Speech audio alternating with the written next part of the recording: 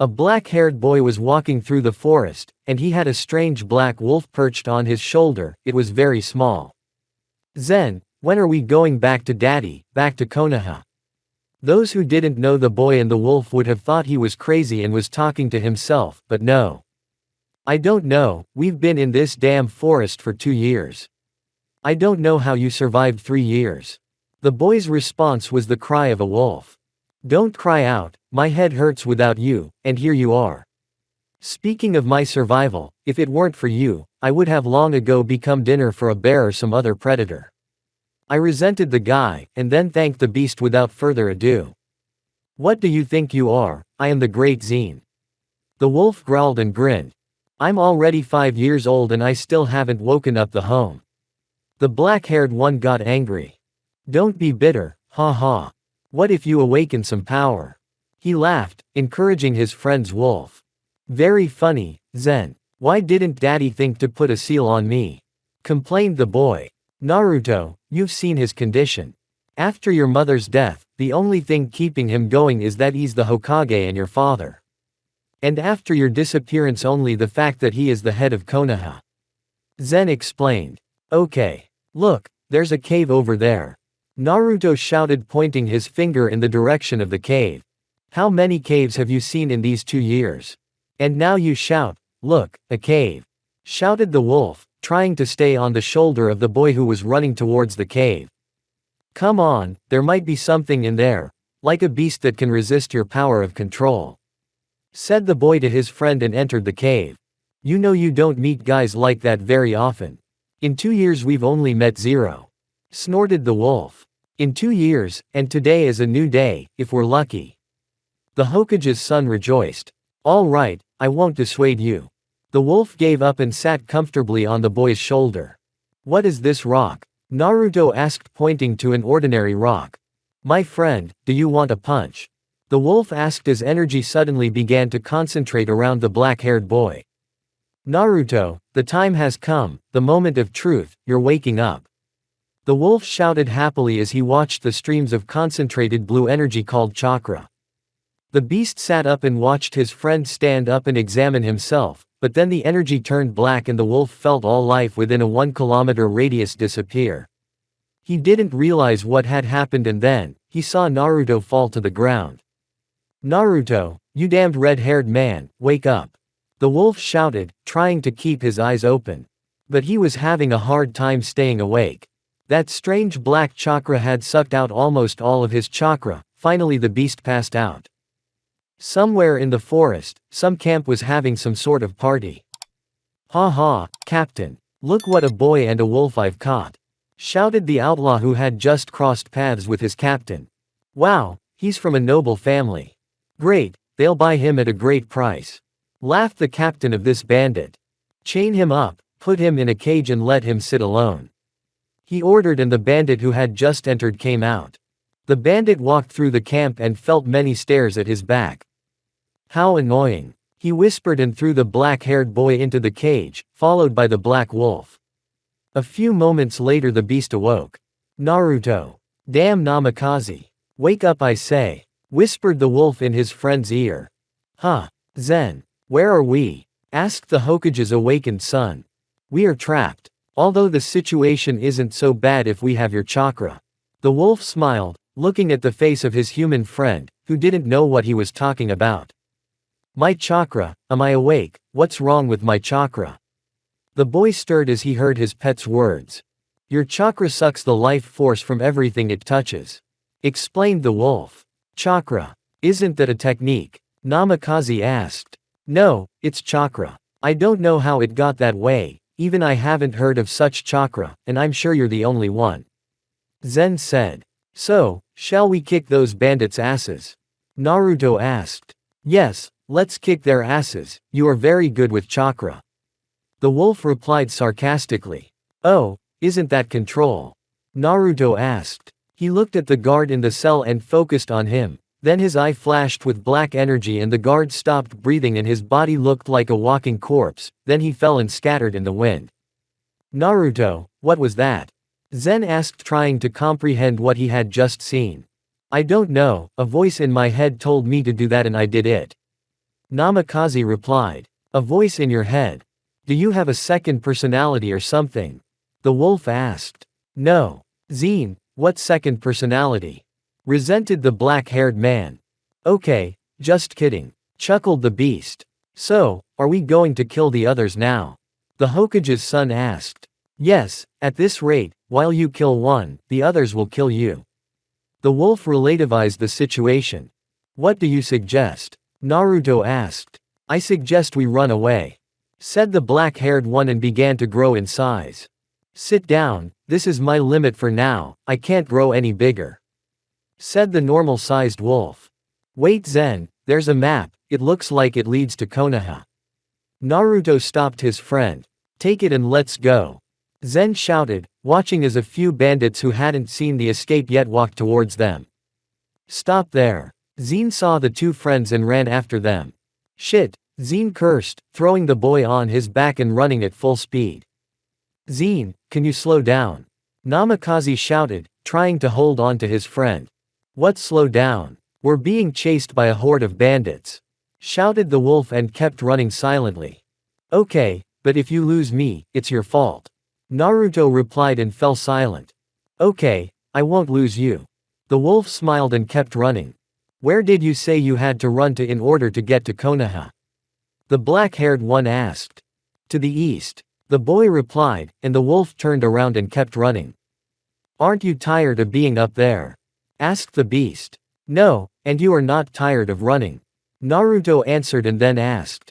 No, I will run for a long time, as long as you don't collapse from exhaustion when you arrive. Smiled the wolf. A few hours later. A wolf with a man on his back was approaching the gates of one of the 5 great hidden villages, Konohagakure no Sato. It was not the first time the Eternal Gate guards, Izuma and Katetsu, had seen dogs bring their masters on missions, but this case was different. Not only was it no ordinary dog, it was a wolf, but it was also carrying a black-haired boy on its back. Who are you? Jumped the 2 guards. I'm Naruto Namikaze. I'm returning to my home village. Shouted the boy who jumped off the wolf's back.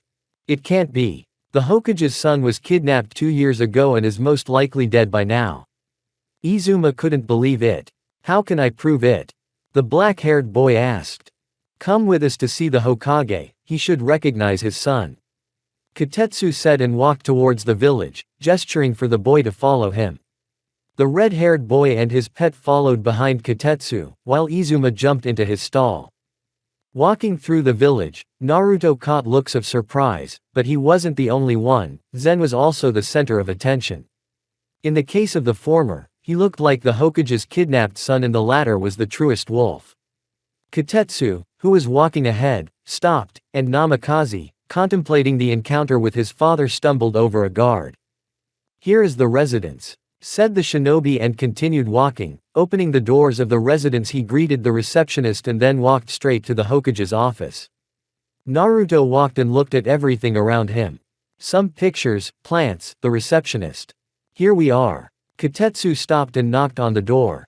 Come in. He heard the voice of the shinobi and the boy. Sorry for the inconvenience, Naruto said and entered his father's office. It's really you. Chapter 2. A family at last. It's really you. Naruto. Minato let out a tear and then stretched out his arms. The Hokage's son, after a long separation, was finally in his father's warm embrace, something he had missed for the past 2 years. Sure, don't you recognize your own son? Namikaze asked with a laugh. Sure, you were kidnapped 2 years ago. We thought you were already watching us from the skies. Replied the 4th Hokage, tears of joy welling up in his eyes. But something confused the red-haired man's father. Naruto, are you an elf? Minato asked, hugging his son. An elf? What is that? Asked the boy. I guess you don't know anything about the changes in the world. Well, sit down, I'll tell you. Said the Hokage, pointing to a chair in front of the Hokage's desk, and sat down at his desk. And what has changed? The boy asked, taking a cup of tea. This is my tea. Very good. It started to happen half a year ago, the world underwent a general change, and no one knows why. Anyway, People started to change their appearance, not all of them, but 100 times less than usual. Some simply changed the color of their skin, others changed their ears and their chakra became much stronger, and they began to hide much better. Some became physically bigger and stronger, others changed their body to something more majestic than all these new species and ordinary people. Some had wings, and others, horns. And others acquired beastly abilities, as well as reincarnation into a beast. Minato explained. Wow, now I'm the one who is different. Naruto asked. Yes, you are an elf. The boy's father replied. An elf? Namikaze Jr. asked. Yes, there are races. There are 8 races: humans, elves, demons, angels, dwarves, orcs, dragons and werewolves. Humans are humans, nondescript. Elves are beautiful creatures with pointed ears, their life expectancy has been prolonged for many years, they are very arrogant and admire others, although they are few in number, but they are damn strong, harmonious with nature, most of the time they live in the forests. Demons are the real enemies of mankind, they, a solid muscle, their physical strength is simply enormous, but the agility they do not get. They are not very good at chakra control, so they harden their bodies to the limit. They have huge horns and claws, sharp fangs and some have tails, the color of the skin is purple and red, they live in scorched lands. Angels are almost like humans, but have white wings and are very good at chakra control, they do not reach the level of elves, but can be ranked second. Dwarves, small and short people with good physical strength, they are not good at chakra control, but can develop it well, they have completely different concepts of beauty and everything else, they live in the mountains. Orcs are the best in physical strength, after demons, they can't control chakra, but there are some who can surpass even humans, green-skinned people who love battles and bloodshed. Dragons are something with something, winged creatures described in ancient legends, their magical abilities are great, they have very strong scales and can take the form of a human, they live in the mountains, just like dwarves. Werewolves are those people who can take the form of the beast that chose them, most are wolves, but there are others, there was even a dragon that chose a werewolf. Minato told me about all the properties and races. It's amazing how far behind in the world I am. Naruto thought, settling his chin with his finger. Yes, but there is another race that is too much, of course, but their power is amazing. Vampires are people who feed on blood. There hasn't been a single vampire in all this half-year, but the plaque says that one day there will be a vampire and it will shed a lot of blood and absorb a lot of life energy. These creatures are immortal. Namikaze told me about the last species. So that's how it is. What plaque are we talking about? Asked the black-haired boy with the wolf in his lap. The day these changes started there was a huge, bright lightning bolt in the sky, and when many people reached it, there was a plaque with the description I just told you about. Replied the fourth. Did you memorize all that? Naruto asked with eyes of 5 cents each. Yes, I have a good memory. Minato smiled, and after a few moments looked at him seriously. Son, where have you been all these 2 years? The man asked his son. I have been wandering in the forest. Naruto answered. The forest? And the predators? Asked the Kage in surprise. And he protected me. Namikaze Jr. replied, pointing to the black wolf. Good afternoon. Zen said, and Minato's eyes almost popped out of his sockets. Are you a werewolf? Namikaze Sr. asked. What werewolf? I am a wolf. The black-haired man shouted. A talking wolf, surprisingly. Naruto's father was thinking of something of his own. By the way, son, you have a mother and a sister. Smiled the fourth one. What? Naruto shouted in surprise. Though, your father has a wife and to you she's a mom and also a little sister. Said Minato with a smile. Dad, what about mom? Don't you love her? Exploded the son of the Hokage. Of course I love her, but we have to move on. The fourth Hokage was sad, remembering his walks with Kushina and how he had found out he was going to be a father. It's okay, I understand. Naruto replied and sat down to continue drinking his tea. Hurry up, finish your work and let's go home. The boy began to hurry his father. Don't hurry, there's not much left. Minato said looking at the last pile of papers that stretched up to the ceiling. Yes, I see it's not much. There were two black-haired men walking through one of the 5 large shinobi villages, black-haired men that one would think were twins, but one was twice the size of the other, but the villagers already knew that their ruler walked beside their found son. They were happy for him, for many understood that happiness. And they headed straight for the Hokage's mansion. After a few minutes, they reached their destination and quietly entered the house. "Honey, I'm home." A man's voice echoed throughout the house, and in response he heard his wife's voice approaching from the kitchen. "Wash your hands and go to the table," she said, entering the hallway without noticing the black-haired boy. "Oh, and you must be." She spotted the boy. "Yes, my name is Naruto Namikaze. Nice to meet you, Mom." The boy with the wolf on his head introduced himself, and the woman mimicked the red walls of the hallway. "I am Miko Namikaze. It's a pleasure to meet you." She smiled, and the boy's smile made his heart grow fonder, for he had never known his mother's love. "Daddy's back," a little girl shouted, running out of the room, and then, on seeing the boy, she stopped. "Daddy, who is this?" asked the little girl, looking at the black-haired boy. "He's your older brother." Minato smiled, and the little girl, having heard everything her father said and rushed to hug her brother. "Brother, I've heard a lot about you. At last we meet." She rejoiced. "I'm glad to meet you too, Yui." Naruto smiled and stroked the girl's head. The woman, seeing the ears of her new son, was surprised and then asked a question. "Naruto, are you an elf?" "I just found out myself today, Mom." Namikaze answered, and Zen let out a low growl and was noticed by Yui.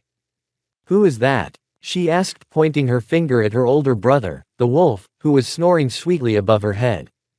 "That's my friend Zen," Naruto said, removing the wolf from his head. "Good afternoon, my name is Zen. I am the wolf." The wolf introduced himself, standing on 2 legs and bowing. "How cute." The 2-year-old girl was happy to see him, and set out to pet the animal.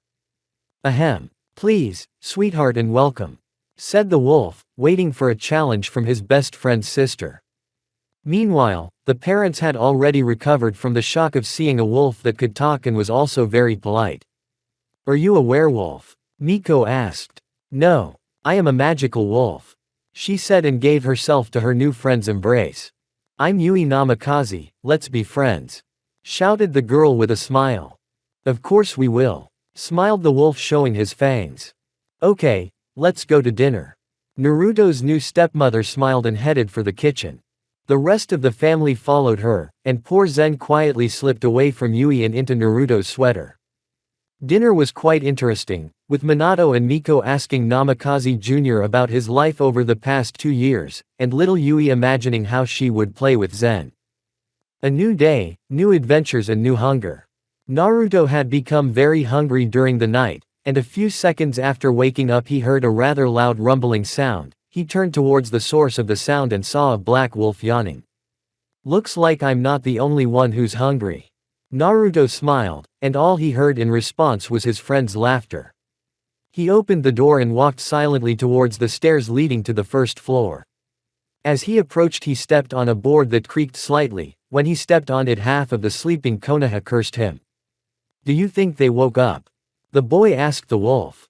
"I don't know," Zen said, sitting on his companion's head. As he got closer to the kitchen, the boy heard louder and louder sounds in that room. He looked inside and saw his stepmother cooking something. She didn't seem to mind.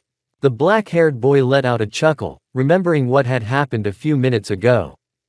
"That's right, she really likes to cook," Naruto said and slipped into the kitchen. After a few minutes the woman finished and began to arrange everything on the plates. Then she turned around to put the first 2 plates on the table, but something distracted her. "Good morning," said Naruto and Zen sitting at the table. Not expecting this, the woman was startled and jumped and dropped the dishes. Noticing this, Naruto, sniffing the smell of his mom's divine dish, quickly jumped up, grabbed the dishes, put them on the floor and grabbed his mom's falling hand to hold it. "Careful," she smiled. "If you hadn't scared me." She pouted, then smiled and said to her son. "Go wake up Minato and Yui," Miko said and continued setting the table. "It's okay," Namikaze Jr. replied and headed to the second floor. Once upstairs, he opened the first door, and behind it was his sister's room. Yui, wake up.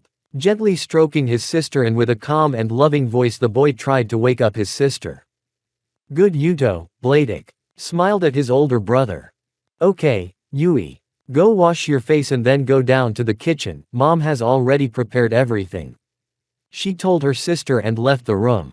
Next on the list was to wake up Minato. It was a legend-level task.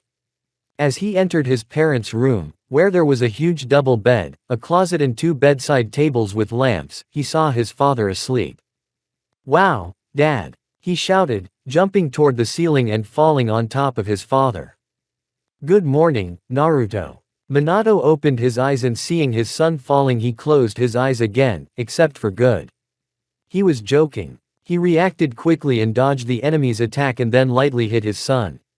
The latter in turn made a block, strengthened his arm with chakra and hit his father. Not bad. Minato smiled, standing behind his opponent. You are as far away from me as Konoha is from Kumo. Naruto said. Chapter 3, Survival Tests in the Forest. Haha, in 4 years you could be my opponent. Minato laughed. Yeah, I'll beat you in a year. Smiled Naruto. If you do, I'll give you the position of Hokage. Ha ha ha ha. Laughed the red-haired man's father. Well then, welcome to the new Hokage. Rejoiced Namikaze Jr. Not yet. Said the fourth, pointing a finger at the new Hokage. Yeah, I'm only 5. The boy was annoyed. That's all right. Come on, let's go have breakfast. Said the Hokage and left the room. Naruto followed him. When he came down everyone was already having breakfast. I was going to be the first to eat, but I was the last. Naruto said and then with a, did I say that out loud? Face his family laughed. Sit down to eat and then I'll see how developed you are. Minato said, pointing to an unoccupied chair. You'll be surprised. The boy coaxed his father, sitting down in the chair. Yes, of course. Replied Namikaze Sr. Don't argue at the table. Miko said with an intimidating look, but those in turn looked at her and let out a chuckle when they saw that she didn't look scary, but cute. So that's how it is. She said and the pressure increased and Naruto let out a spoonful of surprise. Yui alone sat down and ate quietly thinking that her father and older brother were crippled. What is this? Asked the black-haired boy looking at his mom. It's called pressure. She smiled and the pressure subsided and now the Hokage's son could breathe easy. Haha Dad, are you okay in there? Naruto asked before looking towards Minato. He saw his father calmly sipping coffee and sitting in a chair that had been across the floor. Wow. Startled the boy and made a conclusion for the future, don't break the rules. Okay Naruto, I'll expect you at 2 o'clock at range 44. Said Minato. 44. Asked the owner of the unusual chakra. Is there any difference between them? Yui asked. Yes, rank 44 is the Forest of Death, as they called it. Zen answered them instead of the 4th. How do you know? Asked Namikaze Jr. I just found out. Replied the wolf and jumped on Naruto's head. All this time, from 8 in the morning until 2 o'clock, Naruto sat in his room and meditated and tried to develop control, which he did well. He began to control the strength, speed, volume of chakra to an incredible level. By the way Naruto, it's time for you to go. Said the black-haired wolf awake, immediately looking at his watch. Oh yes, that's right, Zen, I have a question, do all shinobi have a mysterious voice in their head? Naruto asked. A voice in his head. My friend, are you schizophrenic? The wolf asked. I don't know, something inside me tells me how and what to do. Said the boy and ran towards the 44th polygon, before finding out his location from his mom. Huh, Naruto, I didn't think you'd call my thoughts, the voice in my head.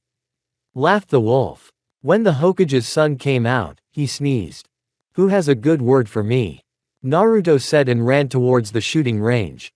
At the 44th firing range, also known as the Forest of Death, a short silhouette approached that looked like a random boy. Son, I've been waiting for you. Minato said, looking at his panting son. Yes, I ran as fast as I could. Naruto answered, trying to catch his breath, as he had never run so fast before. Well, your mission is to stay at the shooting range for 10 minutes. smiled the Hokage. Are you kidding me? Asked Naruto. Yes, laughed Namikaze Sr. Your jokes are not funny. The boy enlightened his father.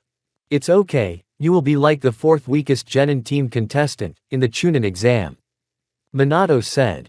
Does that agree with the rules? Asked Naruto. Well, you're not strong enough to destroy teams with a look, are you? Asked the Hokage. But you can kill, can't you? The boy asked. Can you? The man asked in surprise. I don't know, but with my chakra I won't be able to leave anyone alone. Naruto said and demonstrated his chakra abilities on the grass growing nearby, channeling chakra into it. After a few seconds, the dust left by the grass drifted away behind the air current. Have you sucked out the life energy? Minato asked, even more surprised.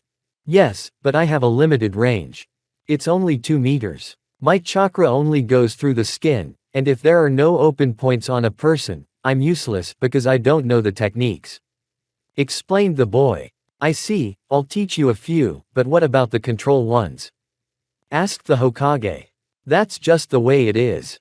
Namikaze Jr. said, trying to create a chakra shuriken in his hand, and after 10 minutes he succeeded. Pretty good for your age. Praised his son the fourth. Where are the equipment? Asked Naruto, remembering the purpose of his arrival here. Here they are. Minato said, nodding to the approaching Genin and the examiner. And this is your son, Hokage-sama? Asked the girl, who looked to be about 12 or 13 years old. Yes, Atsuka, that's him. Replied the boy's father to the blonde girl. What a pretty face. The boy began to look. Atsuka, he is 5 years old. Said Minato. How sad. Saddened the girl. Even if she was a little older, there is a big difference. From 4 to 7 years old. Said the boy, looking at the girl and seeing no trace of lumps. Do I look that old? I'm only 9. He got even more upset. 9. Naruto wondered. Yes, Naruto, she's a genius in her generation. Even more brilliant than me. Explained the Hokage to his son. Atsuka, I heard. Let's be friends, shall we? Naruto asked, smiling sincerely. Of course we'll be friends. My full name is Atsuka Senju. She shouted, hugging Naruto tighter than her father had hugged him when they first met. Atsuka, you're going to strangle him with a hug like that. Complained the red-haired man, turning bluer and bluer by the second. Oh, I'm sorry. She smiled and let go. My name is Naruto Namikaze. She said and smiled again. What's with the introductions? We're here to take an exam, and that girl. The examiner. Is all the power gone from Konoha? The disgruntled Genin shouted. Silence, Atsuka has a Mokuton and is stronger than all of you put together, even if there are 4 of you each.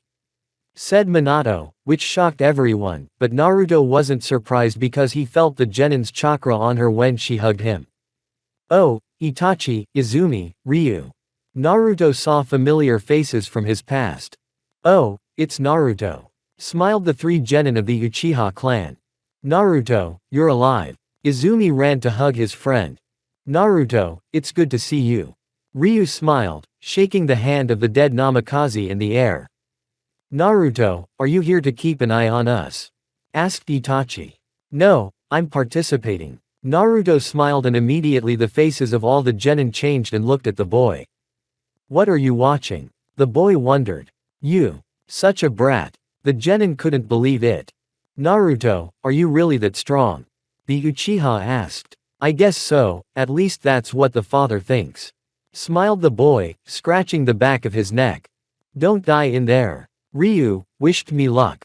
Yes, and then I'll defeat you. The boy shouted. Oh yeah, you're the weakest team here. Naruto asked. Ha ha ha ha ha ha ha ha. Laughed the trio of geniuses. Of course you aren't. Replied Itachi, still laughing. The weakest team in Konoha is them.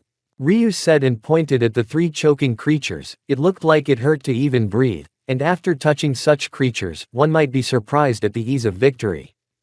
Is it them? Asked Naruto. Yes, said Izumi. Why did this happen to me? A tear rolled down the boy's face. Haha, what's wrong? Itachi asked. Yeah, here's the room. My dad said that I'll be the 4th contestant of the weakest team, answered Naruto. You're unlucky, only a miracle will save you. Izumi felt sorry for his friend. It's true. Namikaze was upset. Well, the essence of the second stage is to reach the center tower in 3 days. There will be several scrolls around the forest. There are 12 teams and 6 scrolls, maximum 6 teams will pass, minimum 1. Atsuka said. 1. Asked the unknown genin. Yes, one team can collect 6 scrolls, thus cutting off other teams, but if they don't reach the tower, they can be killed by other teams. Does anyone wish to leave the test? Asked the Senju. No. Shouted the genin and a 5-year-old boy. Well, I'll call you Hillock 1, Hillock 2 and Hillock 3. Naruto said as he approached his team. How dare you? Hillock 1 shouted and attacked the boy. Whoa, easy, you could get hurt. Naruto worried about his partner.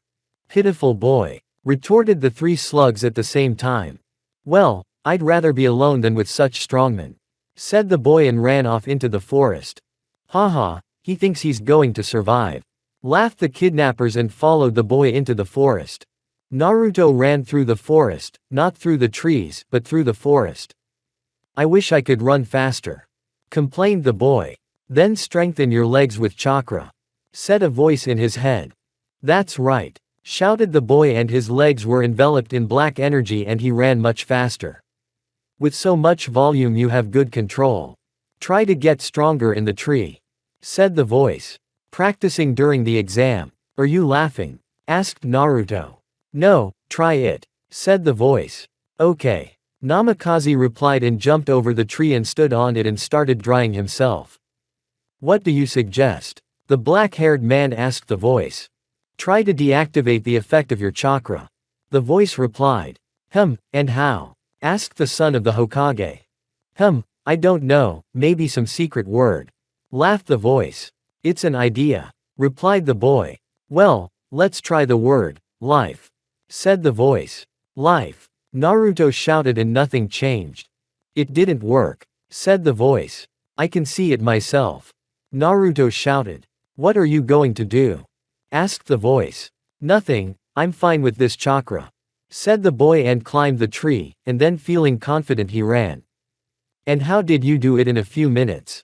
Naruto was surprised by the voice, but Naruto did not pay attention and pushed off the branch of the first tree, then the second, third and so on, and the branches behind him were losing color and shape.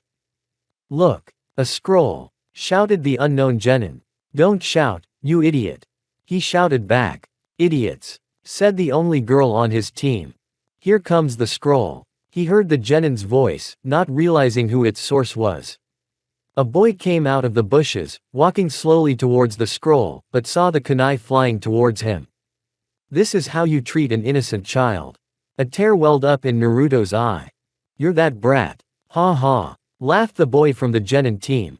I hope you enjoyed your life, Naruto said, and with his chakra-enhanced leg he kicked the boy. What kind of speed is that? Asked the genin in fright. Not just speed, answered the boy, and the genin flew away from him and then began to shake. After a few seconds his ashes scattered in the wind. Creature, shouted the other genin, pulling his katana out of the sheath and waving it at the boy. Idiot, said the girl, and saw the same outcome as with the first one. You are the only one left, Namikaze said, looking at the girl. Can we have mercy? Asked the girl, who realized she would be in trouble if he was that bad. Sure, don't worry, I'll help you get to the tower safely. Naruto smiled and held out his hand. No need to tell me your name, we probably won't see each other again since I'm in Konoha and you're from Cloud, said the boy. Okay, the girl replied, and they walked towards the tower. After a few hours they were already halfway. I'm tired, can we rest? Asked the girl, looking at the half-dead red-haired man who was jumping between the trees. How much do you need? Asked the boy. A few hours, she replied. Okay, he said, jumped to the ground and dropped to the ground. And all the way he said he wasn't tired. Laughed the girl. I'm not tired, 2 hours is enough for me, said the boy quietly and fell asleep. Children need more sleep, she said, and then fell asleep. Meanwhile, a band of bandits had sneaked into the forest. I hear that boy is involved, said a bandit to his companion. Yes, we will find him and kill him, said another bandit gloating. They were walking through the forest and heard sniffing. They came out of the bushes and saw a boy lying under a tree, and that boy was their target. There you have it, smiled the bandit. Look, there are some more from the cloud. Tie them up, we'll figure out what to do, said one of the bandits. He started silently, carefully tying up his victims. Good morning, Naruto said, releasing his chakra towards the men. Damn theater, shouted one when he saw that the third had become a dead man. You're not getting out of here, said the boy. He strengthened his body and ran towards the bandits, stabbed one with one hand and with the other pulled his katana out of the sheath. Then he soaked the katana with chakra, but it started to crack. Damn, the Namikaze cursed, threw the cold weapon away and ran into the melee. Ha ha, boy, are you serious? The bandit asked, preparing to bludgeon Naruto, but he wasn't prepared for the chakra of the red-haired man who lunged at him, and in a few seconds there was only a skull and bones lying around. That's how you attack small children, Naruto said and went to wake up the girl, but he saw that the sleepy Kunoichi was sitting up and looking at him. Let's go to the tower, he said, and they went on their way. The second stage is over, 3 teams and 1 Kunoichi from Hidden Cloud have passed. Atsuka Senju announced the results and then started talking about the third stage. What's up, Dad, what do you think? Naruto asked, running to his father. You did very well, but where's your team? Minato asked. Oh, they abandoned me at the beginning, replied Namikaze Jr. I see.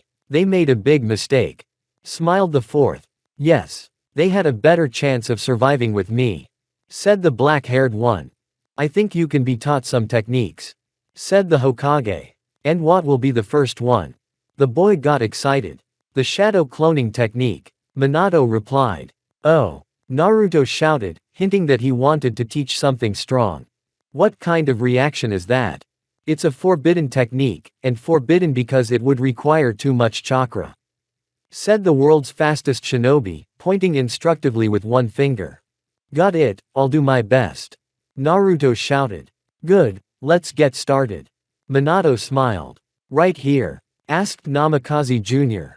Well, no. Well, let's start the explanation. Like this, said the fourth man, then folded his fingers in the shape of a cross and a clone appeared at his side. The audience averted their gazes to the Hokage and his son. Understood, Dad, Naruto said, repeating exactly what his father had said, and the boy's clones took up the space. The spectators who had just seen the red-haired man trying to make a clone first laughed and then widened their eyes to inexplicable sizes. How much chakra do you have?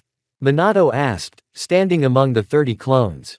Flashes flew into the building. When the dust cleared, everyone saw the elves. They were nobles. Who are you to barge in like this? Asked the shinobi to the 3 newcomers, but they passed him without paying the slightest attention. When they approached Naruto, they stopped. Who are you? Asked the boy. The elves knelt down in front of him. Greetings, Your Highness. Chapter 4, The True Elf. Life and Death. Greetings, Your Highness, said the elf who seemed most important, dressed in a black cloak, a golden tunic and black boots. He was blonde, with blue eyes and long flowing hair. The other 2 looked the same, although the robes were not golden, but silver. Stand up, please, I'm embarrassed. Naruto looked at them, not knowing what was going on. Yes, Your Majesty, said the elves and straightened up. Tell me please, when did I become Your Majesty? Namikaze asked, not remembering the times when he met elves like him, except now. The thing is, the elven soothsayer said you must have the blood of a true elf, but it's not certain. I will divulge the other information without further ado, said the head elf. Soothsayer. A real elf. Sorry, guys, but I don't get it. Laughing ridiculously, the son of the room scratched the back of his head. A true elf is the one with the purest blood of all. Now we must go and prove it, replied the elf. Very well, let's go and see, said the black-haired boy and followed the elf. They followed him to the exit of the building and out. Through the windows they could see how an elf stood in the center and took Naruto's hand, and the other elves grabbed his shoulder and disappeared. Is this a kidnapping? Minato asked, not realizing what had just happened. Is this worse than losing Konoha? Good thing those elves didn't show up with bad intentions. Interjected one of the Konoha shinobi present. That's right, if they had attacked, Konoha would have disappeared a long time ago. Well, we'll wait. Minato said and listened to Atsuki's words, worried about his son but without showing it to the others. Naruto and the three elves sailed through space. Naruto thought they had traveled somewhere beyond the village, but when he looked around he realized he was wrong. Very wrong. They found themselves near a gate that led to some sort of city that was in a huge, dense forest. The city was surrounded by a river, which flowed in one direction only, and the bridge was not very big, but strong, from the looks of it. And beyond the river was a forest, with towers visible among the trees. So the boy decided to see if this town had any defense, in the form of a barrier. He ran behind the bridge, and there, having passed the towers, his body distorted in a certain place and he realized that he had broken through the barrier. He ran towards the elves, who were already waiting for him. What was the point of such a weak barrier and such visible towers? And the shinobi can jump over the river? Naruto asked. Ha ha ha, the river is only for beauty, said one of the previously silent elves. And the towers and the barrier? Repeated the boy, speeding up the question a bit. The towers are only visible to the elven eye, and are hard for other races to detect. The barrier, too, can only let one elf through, and can withstand the onslaught of 5 kage of the current and previous generations. He explained to his prospective Golden Elf King. What kind of master must he be to do something like that? The boy wondered. Yes, this elf was the greatest, he provided protection to this city and is highly respected. The elf smiled and opened the door. As soon as the city gate opened, Naruto saw many like him, some had longer ears and some were sharper. The women of the race looked quite attractive, and the men had power that was too much. The city itself looked incredibly beautiful. Wooden buildings, made in a style unknown to the boy, as well as a large fountain at the end of the alley, a lot of small streets, stores, and all the inhabitants had a smile on their faces. How beautiful it is here. A boy walking down the alley looked at him. Yes, Your Majesty, it really is incredibly beautiful here, said the elf and heard a noise behind him that sounded like a fall. The blonde turned around and saw a black-haired boy and a blue and white-haired girl falling in front of him. Oh, sorry, I didn't see you. Namikaze Jr. smiled, holding out his hand. Watch where you're going, I'm the noble elf Kagaya Utsutsuki, shouted the girl still seated. Yes, I'm glad, Naruto Namikaze. Get up or you'll catch a cold, replied the still smiling possible ruler of the elves. Peef. You're a fool, shouted the white-haired girl as she accepted Naruto's help. She turned around and saw a familiar face. It was clear from her face that she was an important person, and herself. Good afternoon, Uncle Lihar. She bowed to the elf dressed in golden robes. Hello little Kagaya, I told you I don't need to be worshipped, you know I don't tolerate that kind of thing. Smiled the elf who had brought Naruto to this town. Uncle, is he with you? Who is that? Kagaya asked looking at Namikaze and suddenly blushing. Yeah, maybe tonight you'll find out who he is. The elf replied. He continued walking forward, gesturing for Naruto to follow him. Utsutsuki waved at them and kept running. When will we get there? Naruto asked tiredly. We still have about 10 minutes to get to the palace, said the elf. Is this city really that big? Naruto asked. Of course, it is comparable to 10 Konoha, replied the blonde. 1, 2, 3, 10. The boy shouted in surprise. Easy, no shouting, yes. With 10, replied the elf, not wanting to draw unnecessary attention to himself. Wow. Namikaze was surprised and they continued on their way.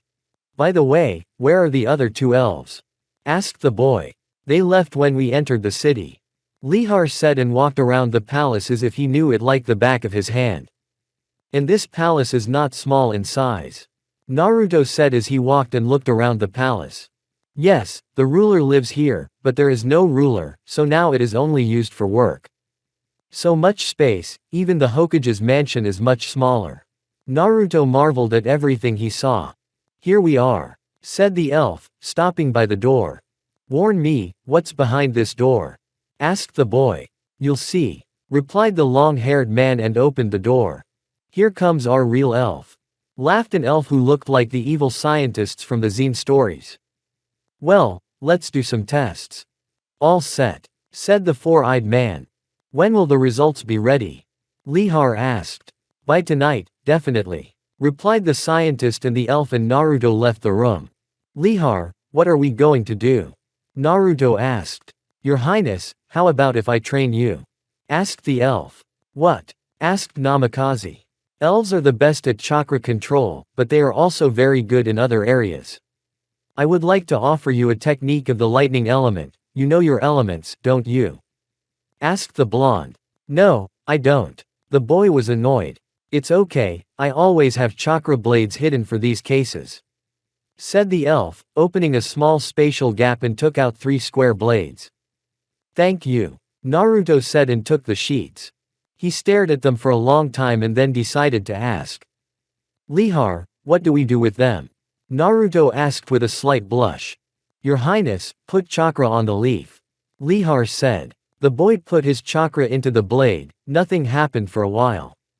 So you haven't done it?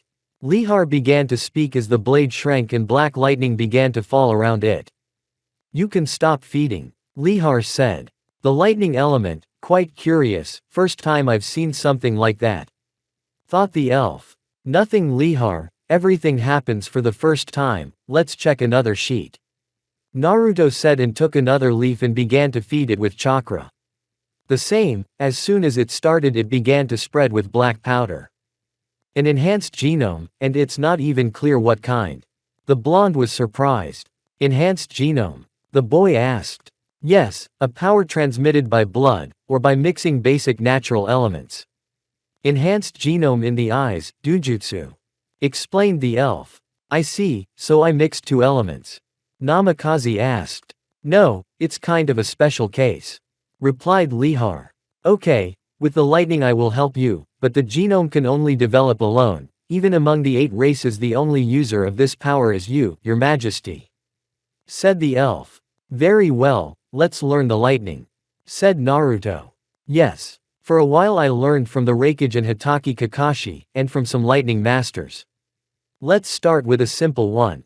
A lightning cover on a certain part of the body, the arm, said the elf, and his arm began to be covered with blue energy that sparkled with lightning. That's easy, shouted the black-haired man and covered his arm with chakra, but it was blurry. Not like me, smiled the elf. If your chakra has a sharper end, it's okay, Naruto said. Alright, let's check it out, said the elf and approached the dummies. Okay. Lihar hit the dummy in front of him and it lost its head as if the elf was stabbing it with a knife through butter. Naruto's dummy was hit, hard damage but not fatal, and the chakra dissipated. So, does it make a difference? Lihar asked, smiling. Yes, there still is. The boy felt frustrated. If you practice hard, you can do even better, the elf encouraged the boy. Then I will train and surpass you, smiled the boy. I don't doubt you, replied the elf. Majesty, can you increase the flow of your chakra and try to move it only in one direction, not like blood? Asked the elf, observing the black-haired boy. Okay, I'll try, Naruto said, and his chakra became denser and drops of cold sweat appeared on his face. Okay, hit the dummy, shouted the blonde boy. The boy quickly ran and hit the doll and black beams fell in all directions and one of the beams hit his target. It blew off half his leg and then Naruto struck and there was no trace of the doll left. Lihar walked over and looked to see if his king was alive. He was, but the fact that he had passed out was not happy. Ah, Lihar, good morning, I think. Namikaze opened his eyes. Good morning, Your Majesty, are you all right? The long-haired man asked. Yes, replied the boy. I have a question. Have you always had red eyes? Asked the elf. Yes, they have been red since I was born, replied the 5-year-old boy. The test results are in, smiled the elf. Yes. How did it go? The Hokage's son became interested.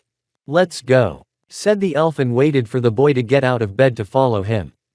Going to an unknown place, Naruto did not utter a word, but the boy was the first to speak. Lihar, what about that arm cover? Did I blow his head off? Naruto asked. Even better, but you still need to learn how to control chakra, so I don't advise you to use it like that. For now, we will learn normal techniques. Said Lihar. I understand, I'll wait for your instructions. He smiled. Yes, your majesty. Said the elf and stopped in front of the doors. He opened them, and then took the Hokage's son and put him on his shoulders. In front of the palace a large crowd had formed, apparently the summoned from earlier. The blonde stood up with the help of the air elemental and began to speak. What we have all been waiting for has finally happened. The true elf has been found. Welcome the king, Naruto Namikaze. Shouted the elf. Hooray! Roared the crowd, and Naruto sat on the long-haired man's shoulders, uncomprehending. Happy reigning, your majesty.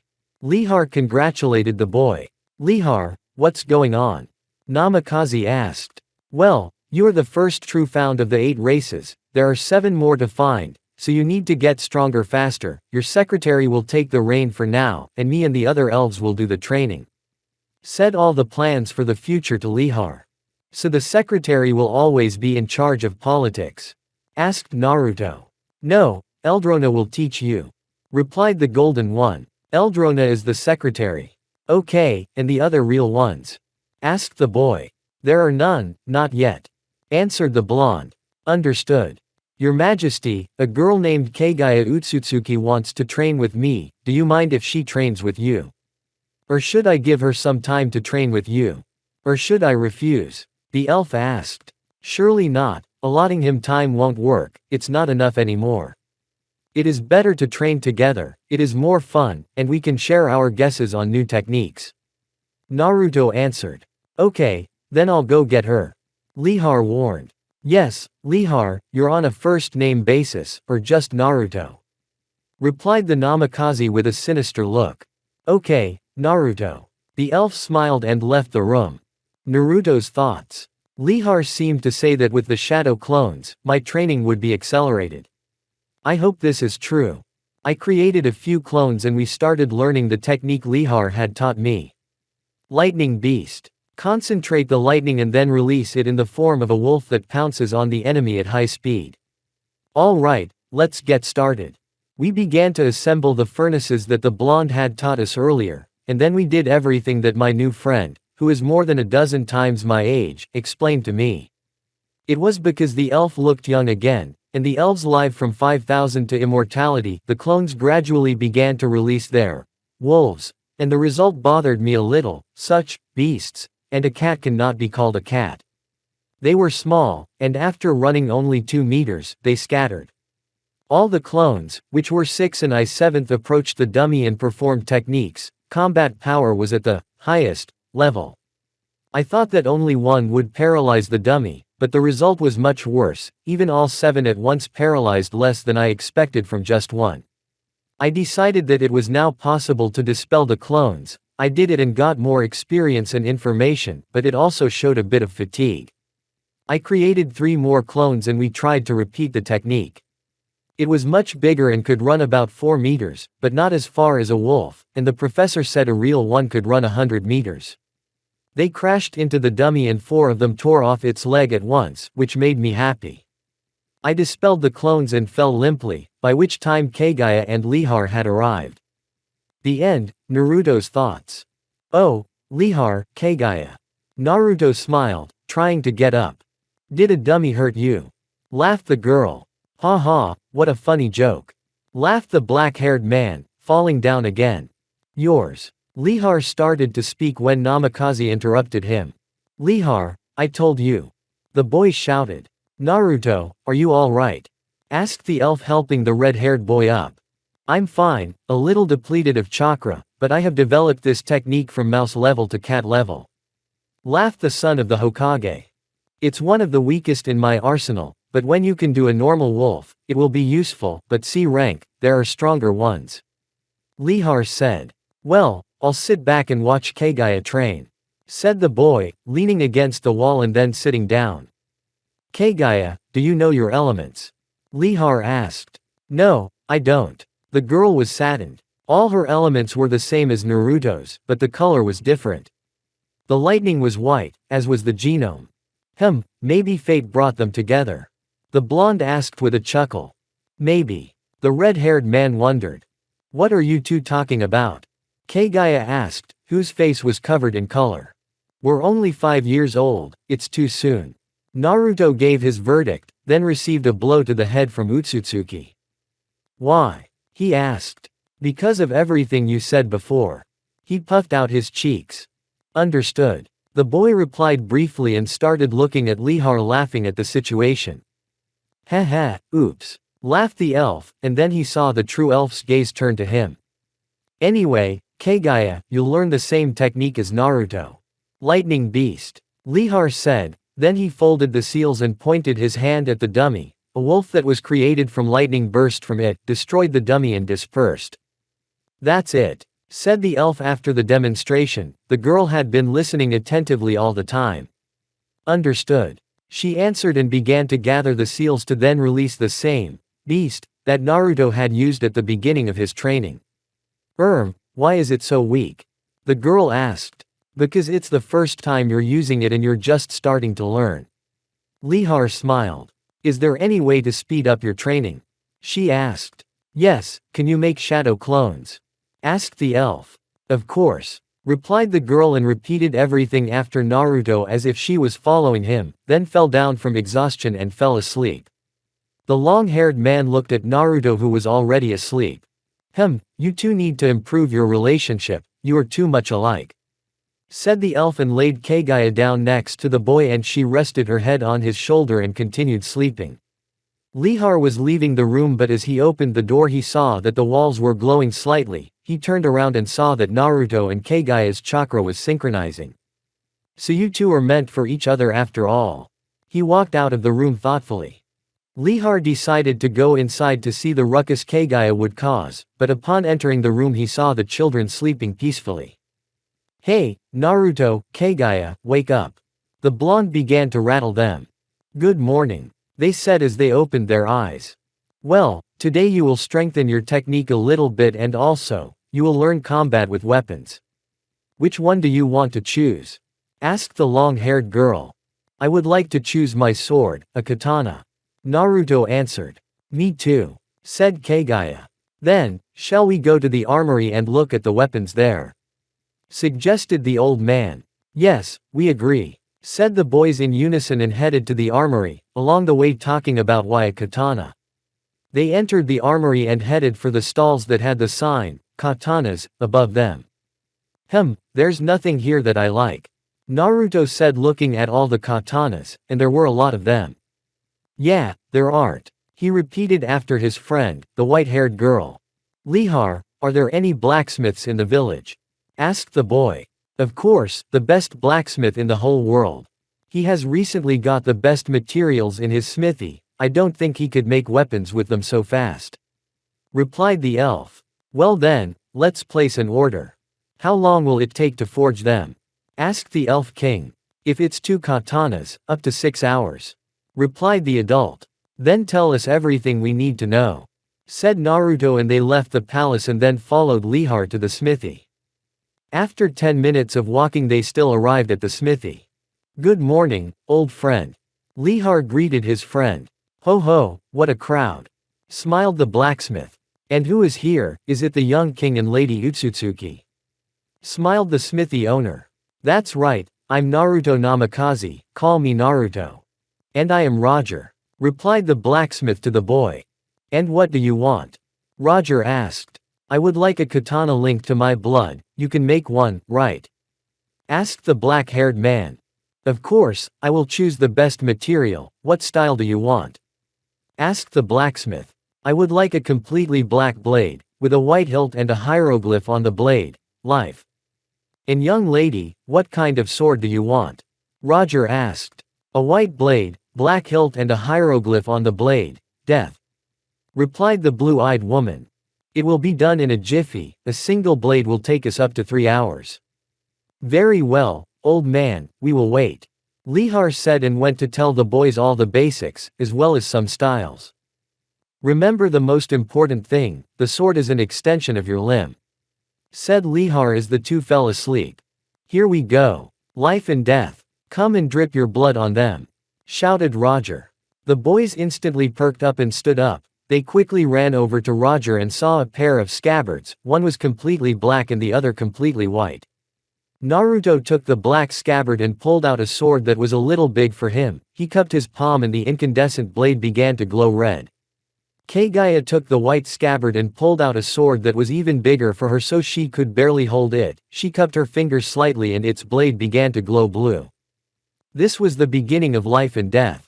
Chapter 5. The beginning of hell. Lihar, is it me or are these katanas too big for us? Naruto said and handed the sheath with his katana to the blonde. Lihar, can you take mine too? Kagaya asked, dragging the scabbard containing the katana on the ground. Of course, Kagaya, you can, replied the elf with a smile and picked up the second katana sheath. And how are we going to learn if they are too big? The girl asked.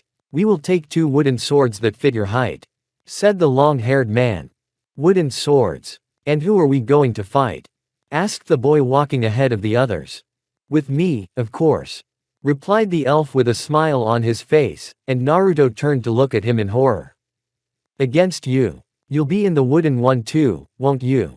The elf king panicked, imagining Kagaya giving him first aid for his wounds. Of course, in the wooden one, I won't hit you hard, not yet. The elf smiled and they walked on in silence. Well, let's attack, said Lihar and got into combat position. We won't give in, Naruto shouted, strengthened his legs with chakra and fell to the ground. I told you not to use chakra, smiled the elf. Naruto, you knucklehead. Kagaya sighed, watching as Naruto tried to get up, covering his legs and arms with chakra. It's okay, I won't do it again, Namikaze said and stopped using chakra. He got up smoothly and ran at his top speed, very slow for a Lihar, but for a 5-year-old it was on the level of greatness. Kagaya ran after him. The boy ran almost to the elf and began to attack, but the long-haired boy blocked or parried everything. Naruto started attacking harder and made it harder for his mentor, but not by much. Kagaya on the other hand ran up and started attacking as well. Naruto lunged and hit his lower body and Lihar jumped to dodge. Kagaya realized what his friend wanted and quickly made a slash, but the elf jumped back and smiled as Naruto and Kagaya looked at him with a murderous look that made him a little more serious. It was his turn to attack. He quickly ran towards the boys and started pushing them backwards, while they tried to block. Sometimes they succeeded and sometimes they were hit by their mentor. Finally they hit the wall and lost their weapons with a light hit from Lihar's sword. Yes, we are far behind you. Naruto was disappointed, recognizing his level of strength without any chakra. Yes, we'll try harder, and then we can overpower you with the 2 of us, and then on our own. Kagaya smiled. I have faith in you too, don't let me down. The elf replied. Lihar, how are we going to train now? Asked the black-haired boy. I want to train you physically, to begin with, and then you will strengthen your chakra channels perfectly and we will start learning techniques from B rank, all the way to S rank, and you will also start inventing techniques for your common genome. He told the blonde the training plan for the near future. Understood, Lihar, we will do our best, shouted the children. And so, first things first. You must run the whole palace twice equal to 4 laps on the shooting range, 10 push-ups and 20 squats. You must learn to pull up and bat. Lihar said. Good, Lihar, shouted the children and started running. After 20 minutes, the children, out of breath, stopped and began to rest. What rest? Quick, the second lap. The blonde pushed them. What do you mean, you want us to die? Asked the young elves. Do you think the enemy will give you time to rest? Asked Lihar. Okay, Lihar, that's fine. Naruto replied and ran away. The girl sighed and ran after him. After another 40 minutes they crawled to the end point. Yay! Whispered Naruto and fell asleep.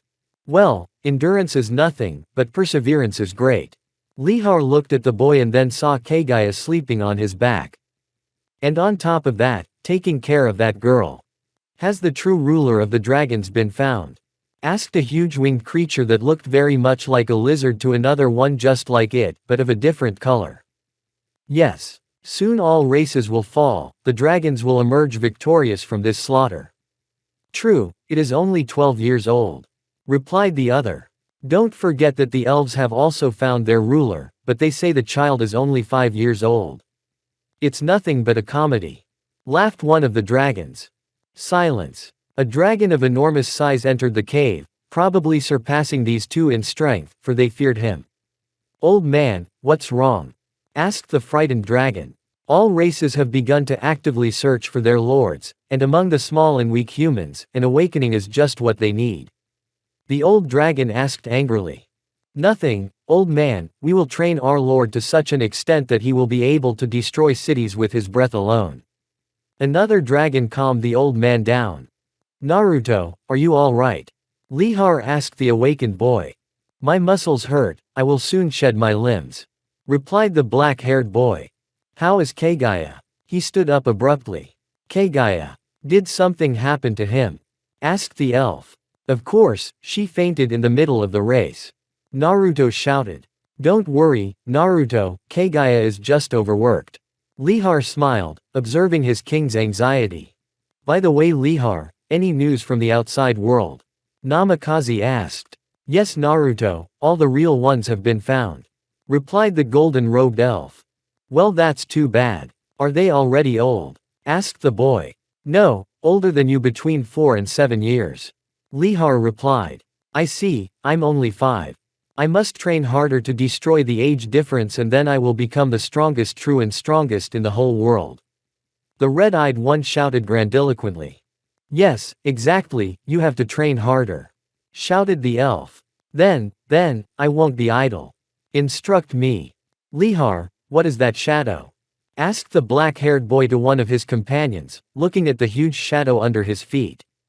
Naruto, it's a dragon. It's a dragon, shouted the elf, watching as a giant-sized black dragon flew above them. A dragon? Aren't they hiding? Asked Kagaya. Apparently not, the important thing is not to make noise, said the blonde to his king and his companion. Elves, I feel you. You're going to die today, roared the dragon. Lihar, what are we going to do? We're not going to die, are we? Asked the red-eyed one. No, if you use even an incomplete, you have to scare him, replied the long-haired one. Are you going to take us to rest after it? Naruto asked. Yes, you still have to improve it, and then you can destroy cities and not get knocked out, explained Lihar. That's right, wondered the boy. All right, let's go wipe his ass at once, shouted the girl grandiloquently. Okay, I'll distract him, said Lihar and ran off, taking his katana in his hands and approaching the dragon. Your end, elf, said the dragon and exhaled his flames. The elf put up a barrier and quickly ran towards Naruto and Kagaya, grabbing them and throwing them straight towards the dragon, began to wait. Naruto grabbed his friend's delicate hand with one hand and then put his other hand to the side. Kagaya did the same. They began to save chakra in their palms while still on the barrier, in flight, and then, they flew off and screaming. An explosion of life and death. The children screamed in unison and everything in a radius of a few meters lit up in black and white. Everything dissipated and Lihar saw the children lying on top of the dragon and how the giant lizard had passed out. The right side where Naruto pulled his arm was all dried up. There was nothing living, just black trees that could be undone in the breeze and scattered patches of land that had been covered with grass but were now just dust blown away by the air currents. But on the left side, where Kagaya was reaching out, everything was thriving. There were more trees, birds were flying, grass was there, flowers were growing thanks to the power of the girl's energy. I didn't think there was such an effect among nature. The elf was surprised, grabbed the children and quickly fled the place. After applying the technique of the united genomes, the children slept for 4 days and returned to training. After a month, they had completely mastered the lightning beast and strengthened their chakra channels, and began to learn a new technique, the lightning chain. They create a clone, and then both form charges in their hand and connect them, creating something like a chain. Naruto, haven't you forgotten? Asked Kagaya to his friend. Of course I remembered, Kagaya. Tomorrow is your birthday, and I'll be there, answered Naruto, tired of the reminders of the white-haired girl. Well, I'll be going then. The girl smiled sweetly and left the palace. She gives a lot of trouble. Naruto sighed, opening a small box and then taking out another one. The little box contained a ring, a silver one. It was made to the highest standard. Roger had done his best. There was a black crystal in the center, and small sapphires gathered around it, forming a circle.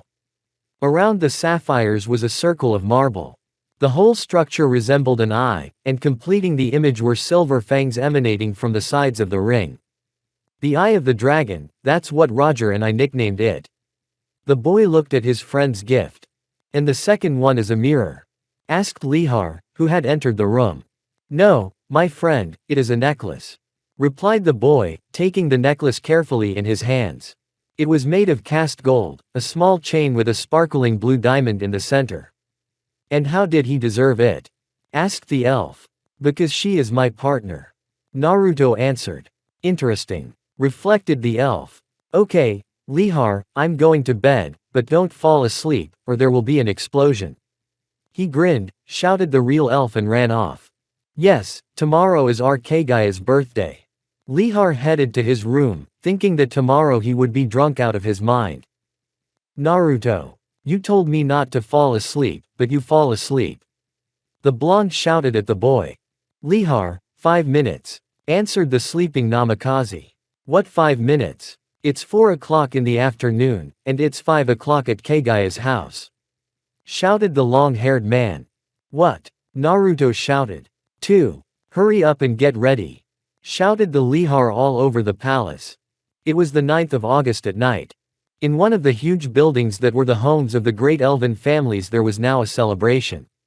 Today was the 6th birthday of the young lady of the Utsutsuki clan. The true elf, Naruto Namikaze, as well as her protector and one of the strongest elves, Lihar, had arrived. A grandfather, apparently the butler of the Utsutsuki family, entered the building, followed by Naruto and Lihar. Your Majesty, we are honored. With those words Kagaya's father approached and bowed. Don't do it, I'm Kagaya's friend and I don't like to be bowed to. The boy objected. It's all right, Your Majesty. Replied the head of the Utsutsuki clan. Namikaze saw her friend and quickly ran to her. Happy birthday, Kagaya. Naruto shouted, hugging his girlfriend. A servant came up to him and handed him the black and blue box that the boy had given Kagaya. The girl opened it and saw a very beautiful ring that looked very much like the eye of the dragon that had almost eaten them a month ago. Thank you, Naruto. The girl smiled, putting the ring on her finger. They were all having fun, dancing, drinking and eating, giving gifts to the young girl from the Utsutsuki clan and watching Naruto and Kagaya dance gracefully. Naruto, what will you do if the dragons attack all together? Asked the girl. I'll see how they try to break the barrier. Replied the boy with a smile. Ha ha ha, but seriously, is there anyone who can do that? Asked the white-haired girl. Kagaya, I have another gift. Naruto said, pulling a white box out of nowhere. He opened it and there lay a necklace. Wow. The girl admired the beauty of the jewel. Let me put it on. Namikaze asked. The blue-eyed girl leaned towards him and he put the necklace around her neck. This diamond complements the beauty of your eyes. Smiled the boy. Does our king really know how to give compliments? Utsutsuki was surprised. Haha, how funny. Replied the boy sarcastically. Let's get stronger. 2 years later, on October 10th. Naruto, today is your 8th birthday. Lihar laughed. Yes, Lihar, I have to go to the academy, but I'm an elf king who only recently started wielding his katana, life. Squinted the elven boy. The race of angels has begun to disappear, there are only a few hundred left and one true angel, perhaps they will fall soon. After them, the demons, then the dwarves, the orcs, the humans, the werewolves, and then, perhaps, the elves. Lihar thought about current events. Lihar, the elves will not fall, we can resist the dragons. Smiled the boy. Maybe, but there are 2 more, now there are not 11, but 13. And a true dragon is equal in strength to 3 ordinary dragons, we are no match for him in a one-on-one fight. Although we can cope with ordinary dragons, not in vain we have a special lightning technique. The elf started talking about dragons and lightning techniques. Yes, the lightning of the gods will be even stronger than Kirin and Reikiri together. The black-haired man replied. What did you think? It's so powerful you could kill a dragon with that technique alone. Said the blonde. Yes, but I haven't mastered it yet. My black lightning is too strong. I've almost learned to control the power of chakra, but I haven't learned to control the power of black lightning. What a nuisance. The elf king spoke. Huh, Kagaya has almost mastered chakra too, but in lightning he's a little weaker than you. Maybe you'll even surpass me, in a year or so. Lihar thought. Lihar, with a full blast of death and life there won't be anything left of you. Ha ha ha, laughed the red-eyed man. What, are you going to use it on me? The elf was frightened. No, besides, Kagaya isn't around, smiled the boy. Naruto, I want to tell you that when you turn 12, I will teach you the light of the ramp. Warned his king the long-haired man. Yes. It's going to be hard, with all that chakra and the clones. Thought the true elf, rubbing his chin. Yes, but for now, you must master Kirin, Reikiri and lightning of the gods. Until the end, said Lihar. Yes. Kagaya beat me at Kirin, which she had already learned, and I beat her at Reikiri, because almost all of her attention was focused on the lightning dragon. Ha ha ha. Naruto supported his words with a sinister laugh. Naruto, don't forget that Kirin is a very powerful technique for long distances, and to use Reikiri you have to get close. Explained the elf repeatedly to the boy. I have good speed, I'm the son of the yellow lightning of Konoha for a reason. He smiled at the red-eyed boy, who resembled the Uchiha in appearance. By the way, how is Konoha? The boy asked. Sir, the hidden shinobi villages were destroyed by the dragons.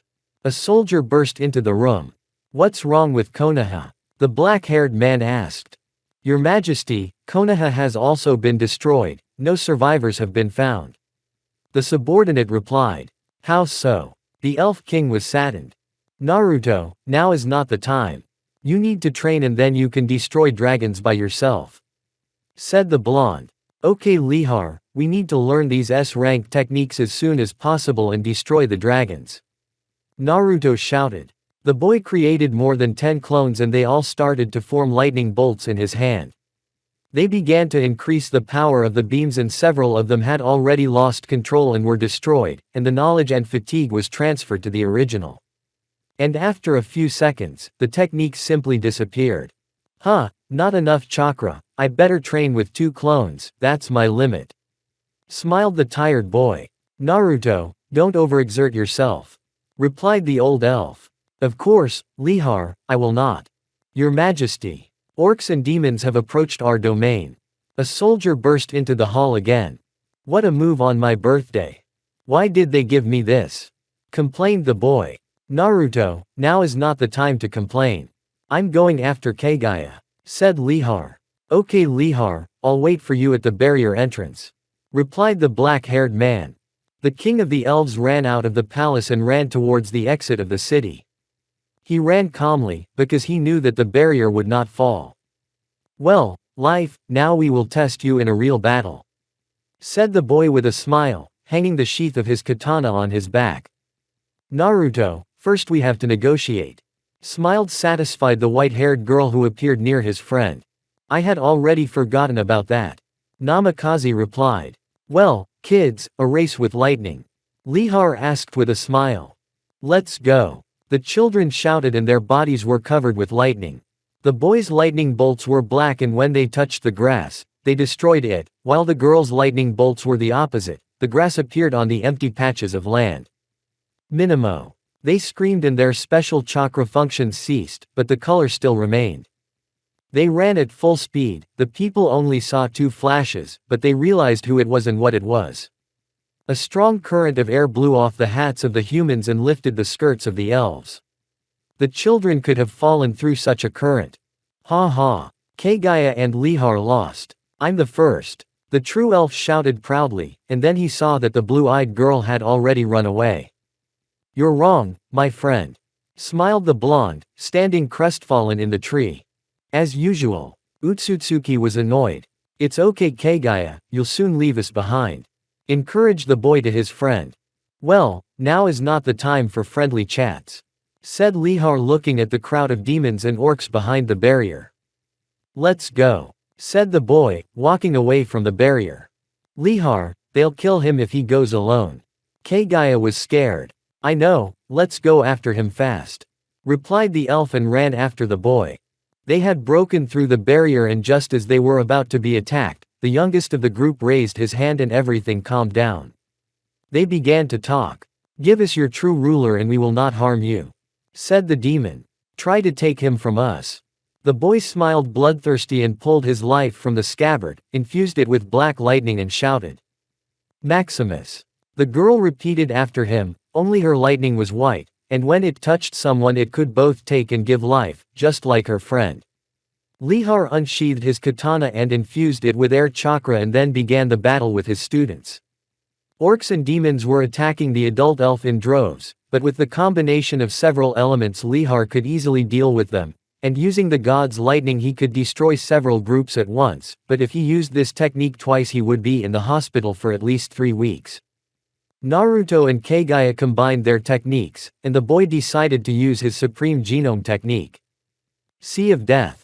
With those words he finished putting the seals together, and in a few tens of meters they all started to fall. Blood came out of their eyes, ears, nose and mouth, and then their bodies started to crumble into dust. The effect did not work on Kagaya, but less than a minute later it was all over. Kirin. The girl muttered the name of the technique, raised her hand, and a white thunder dragon appeared from behind the clouds, then rushed down and destroyed more than a squadron of demons. Reikiri. The black-haired man created a lightning bolt in his hand and began to destroy the orcs, but less than 10 meters away he received a spear and an axe in the back. Ka. He spat blood and saw the 2 young warriors behind him. So you are the real one, but against the 2 real ones you are nothing, and you have no experience, they said. The spear and the axe were thrust into his back, and Namikaze fell to his knees and then lay down. He lay there, bleeding, thinking that soon he would be reunited with his family and finally see his mother in person, meet his grandfather, his grandmother and the others. But that was not his destiny.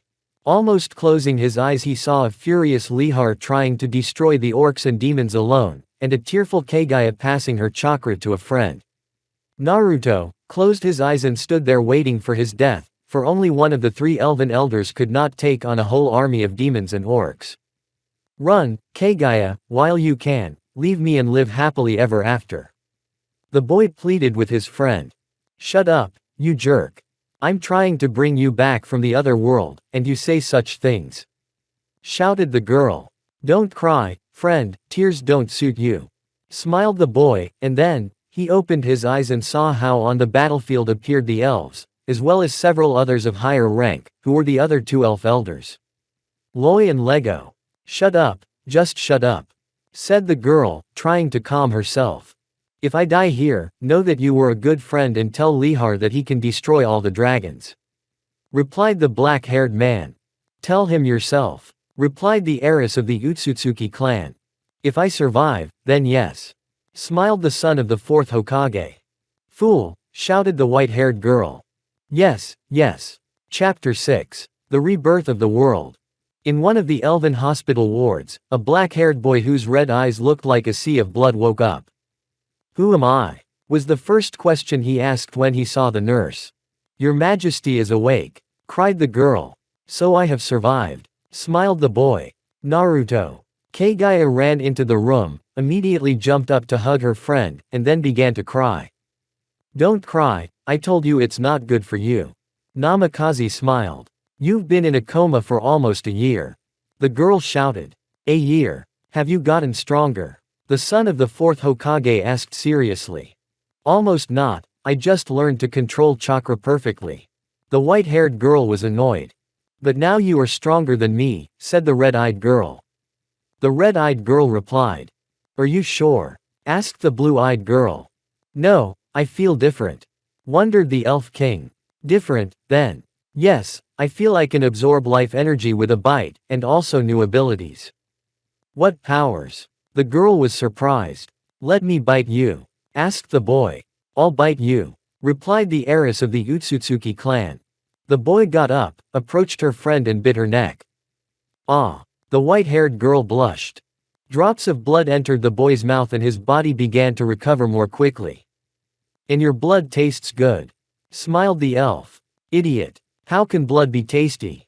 Asked the girl. I don't know, but it tastes good to me. He replied. I'm going to look for Lihar. Said the elf girl and left the room. Naruto sat on the bed and started to wait for his friends to arrive. After a few minutes he heard footsteps and then Kagaya's face appeared, followed by the blonde. Naruto, I'm glad you're alive. Lihar smiled. Lihar, my father told me that there's some kind of vampire. Is it really me? Namikaze asked. Naruto, you can control the blood. Wondered the old elf. No, replied the boy.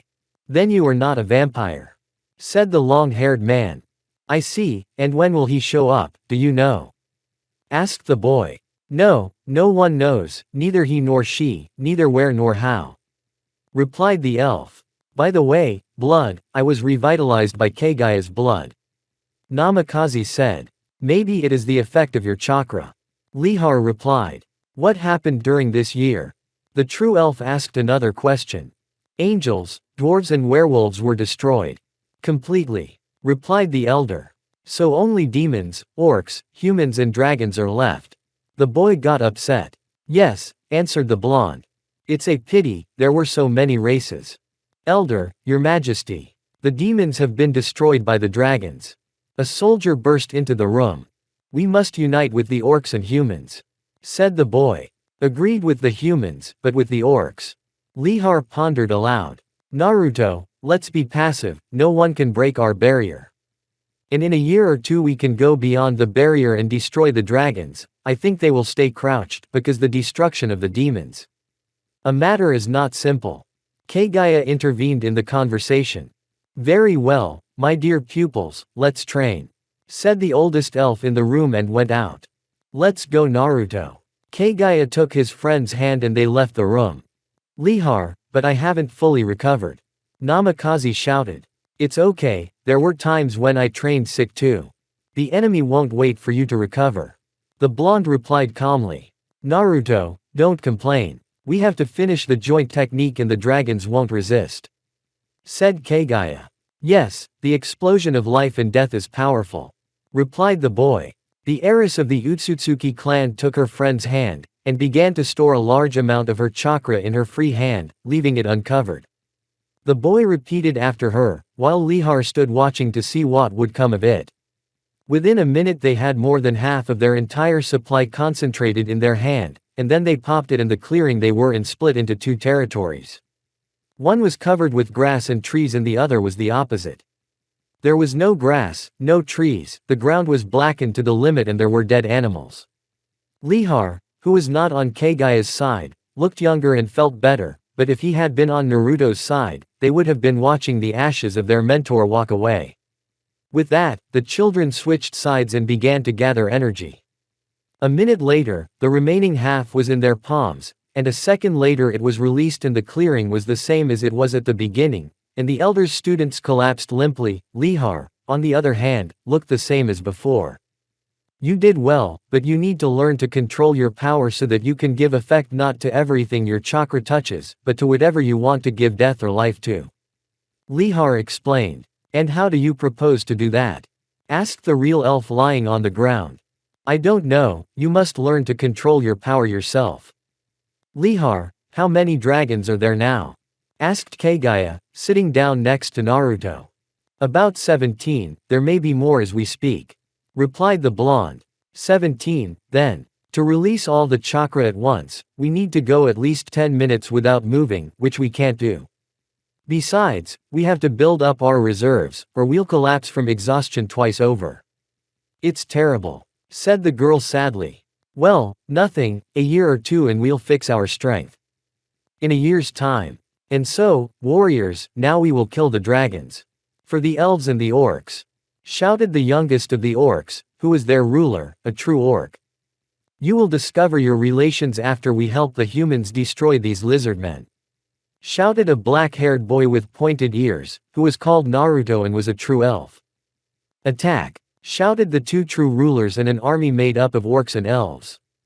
Don't die out there, Naruto. Smiled the real orc. Yes, we still need revenge, Zubril. Smiled the orc ruler. They fled towards the territory of the humans, where the fight of the more numerous race and the dragons was taking place. The smoke from the buildings set on fire by the dragons was visible from miles away. According to the scouts, all the human and dragon soldiers were gathered there. The techniques of the elders and the strongest humans could be seen, and the dragons flying and dodging these same techniques were spewing flames of different colors from their mouths. These flames matched the color of their scales. The one that attracted the most attention was the golden dragon that spat golden flames. It was the true dragon. The army of the two united races saw one of the dragons that was purple fall stone down. They realized that the giant lizard was dead, but Lihar, Naruto and Kagaya saw an old acquaintance. A black dragon. Now I'll show you that we can do more than just knock you out. Naruto shouted, covering himself in black lightning and running towards the dragon. Kagaya saw her friend running with great speed and she sped up too, but she knew the true elf wouldn't catch up, because he was faster than her, but in lightning control. A little weaker. Lihar, are we going to run? The girl shouted. Ha ha, you know you're faster than me. Grinned the elf. Namikaze literally flew towards the dragon and punched it in the wing. Woo-ha-ha. You're not going to run away now. The boy shouted and concentrated a lightning bolt in his hand. It was Reikiri's. He started to pierce the black dragon with lightning and people joined him, and after a few seconds a girl appeared instead of the dragon, quite a pretty girl. Everyone was surprised and stopped. You can't stop me with your beauty, said the boy and pierced her heart. The dragons seeing this became enraged and started to fight more fiercely. The elves and orcs had already joined the battle and now the battlefield was a chance for everyone to die. Even the strongest. The corpses of the three races flew across the battlefield, burned bodies scattered at their touch, some vomited, and the strongest continued to fight despite the sadness. The number of dragons also began to dwindle, but not as fast as the army of the united races. Huh, Kagaya, passivity was not something you could accept. Naruto smiled. It's okay, I like it even more. The girl raised her hand with a smile and a huge white thunder dragon appeared from behind the clouds, and a black dragon of the same size began to appear near it. They teamed up and a black and white dragon, larger than a normal dragon, hit one of the silver dragons and was destroyed, and more than a quarter of the chakra of the only children on the battlefield evaporated. Huh, less than half of the chakra left. Do you think maybe the gods, lightning first and then the explosion? Namikaze asked. No, then we will become useless. Utsutsuki said and kept running, pulling his katana out of the sheath and covering it with white lightning. Yes, yes, repeating his friend's actions, the true elf jumped towards the golden dragon and struck it with his katana. The blade did not pierce the earth and water flyer, but only chipped the scales a bit.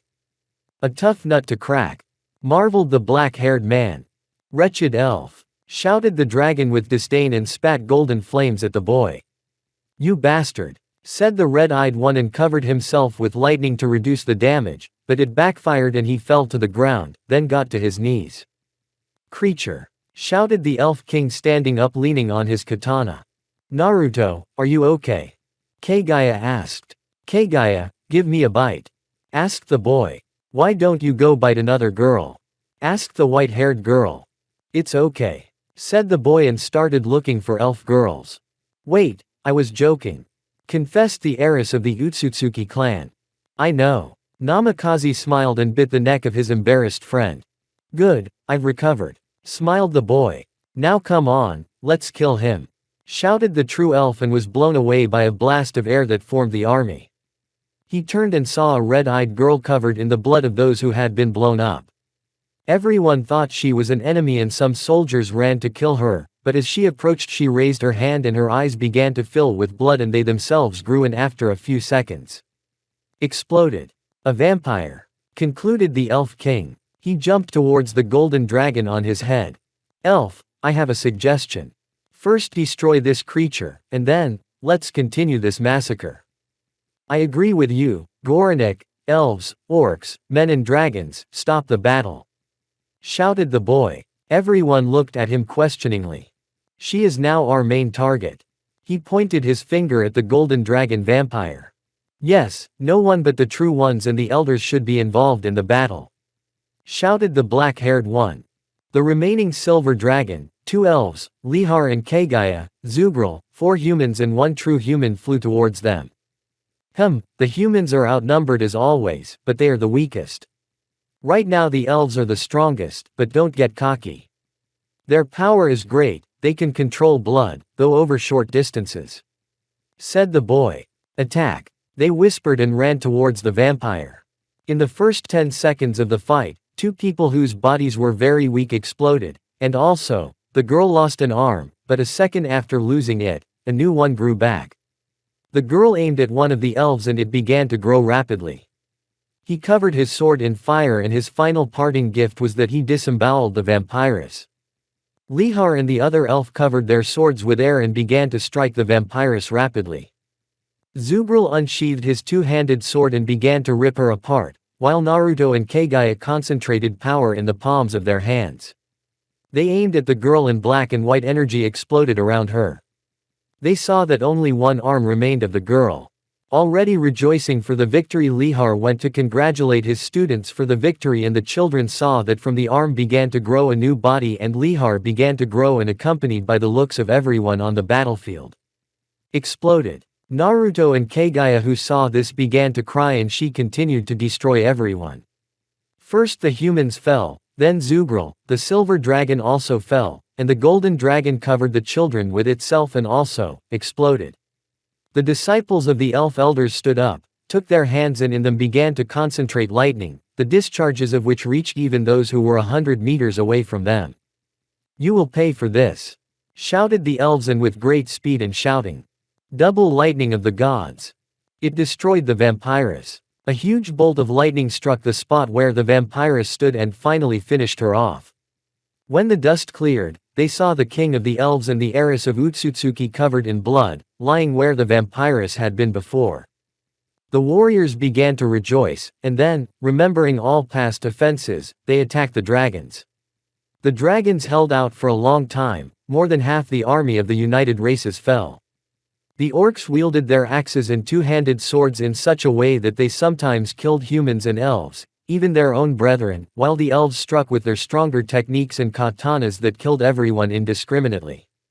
Naruto looked up and saw the carnage as dragons, elves, humans and orcs fought each other. This battle was not for life, but for death. After a few hours, not a single human was left and the 2 remaining dragons were howling in the air and still spitting flames. The orcs threw axes and swords at them, but all to no avail, so they decided to destroy the elves first. Tell me, Kagaya, why did we fight? Did Lihar and the others give their lives in vain? The boy asked sadly to his friend. I don't know, Naruto, I don't know, replied the girl. The helpless disciples of the strongest elf continued to watch as the elves and orcs continued to kill each other, and the dragons, on high burning with their fire a large number of creatures of the other 2 races. Still, the orcs fell after 1 day, and the elves after a second day, leaving one dragon who saw that there were 2 more elves alive. He quickly flew towards them and fired his fire. Too late, you discovered us, Naruto said, taking his katana and coating it with lightning. The boy stood up and concentrating a large amount of chakra in the katana he flew towards the dragon and punched it in the head. He looked up and saw gray clouds and then it started to rain. The drops hit the boy's eyes, but he didn't care. He heard footsteps and then felt Kagaya's body pressed against him. Naruto, I'm so happy to spend the last moments of my life with you, Kagaya said. Why? Asked the boy, sliding his katana into the scabbard, and with Kagaya at his back he took the katana with the character, Death, in life and handed it to his friend and she slid it into the white scabbard. Glance. She pointed her finger at the meteors flying towards them. I've only lived 9 years. Smiled the boy. The first meteorite fell far away from them, the second meteorite too, followed by the third, fourth, fifth and so on, until the 8th meteorite, which fell not far away from them. Waves of fire that slowly covered the whole planet were approaching the children. I won't give up so easily, shouted the boy and covered Kagaya's body and himself with his chakra. The girl also covered herself and her friend with all her chakra. The fire touched them on all 4 sides at once and they fainted. I imagined hell otherwise. The black-haired boy opened his eyes and saw meadows, trees and a blue-haired girl behind him. So we survived. The elf marveled. Judging by the fact that I've grown up, I'll assume we're now 10 years old. Ooh, Naruto and I are in hell now. She widened her eyes. Kagaya, what hell? Namikaze asked. Naruto. Did we survive? Asked the heiress of the Utsutsuki clan, jumping into her best friend's arms. It seems so. When do you think the gods will bring life back to this land? Asked the boy. How should I know? Replied the girl with a question. We will train ourselves not to get hit if the gods create humans and other races. Said the true elf. Yes, we will become strong. Replied the white-haired girl. By the way, Kagaya, don't you feel a second power in you? Asked the boy. Yes, is it a new type of chakra? Asked the girl. No, the power is completely different from chakra. Let's release it. Said the king of the elves, and black flames formed around him and white flames formed around Utsutsuki. Fire, so that's interesting. Naruto said. Now we will also have to practice fire. Man, I don't feel like it. Kagaya whined. We'll have to do it. Replied the black-haired man. Okay, Kagaya, this is the end of the story. We'll see you in this place in 5 years. Naruto said. Can't we go together? Asked the girl. No, we have to become strong on our own, so that we don't have to rely only on our combined strength, in case I'm not around, or you're not around me. Then we won't be able to do anything alone. Explained the elf. Okay, Naruto, if you don't come, I'll find you and kill you. Shouted the girl with tears in her eyes. Okay, Kagaya. Replied the boy and said goodbye to her friend with a hug. Good luck to you. He smiled. You too, silly. Replied the girl. With these words they parted for the training, which will last 5 years, if they can become stronger. Chapter 7. The Beginning of Existence. Pa of Naruto. I was walking through the forest, and then I saw a fountain that had energy that matched mine. I was walking through the forest and I saw a fountain with energy similar to mine. I sat in the lotus posture and started meditating on the chakra-like energy. After a time unknown to me.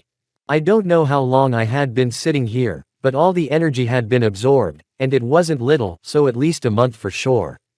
I opened my eyes and saw the face of a beast in front of me, much like a cat, but it was much bigger.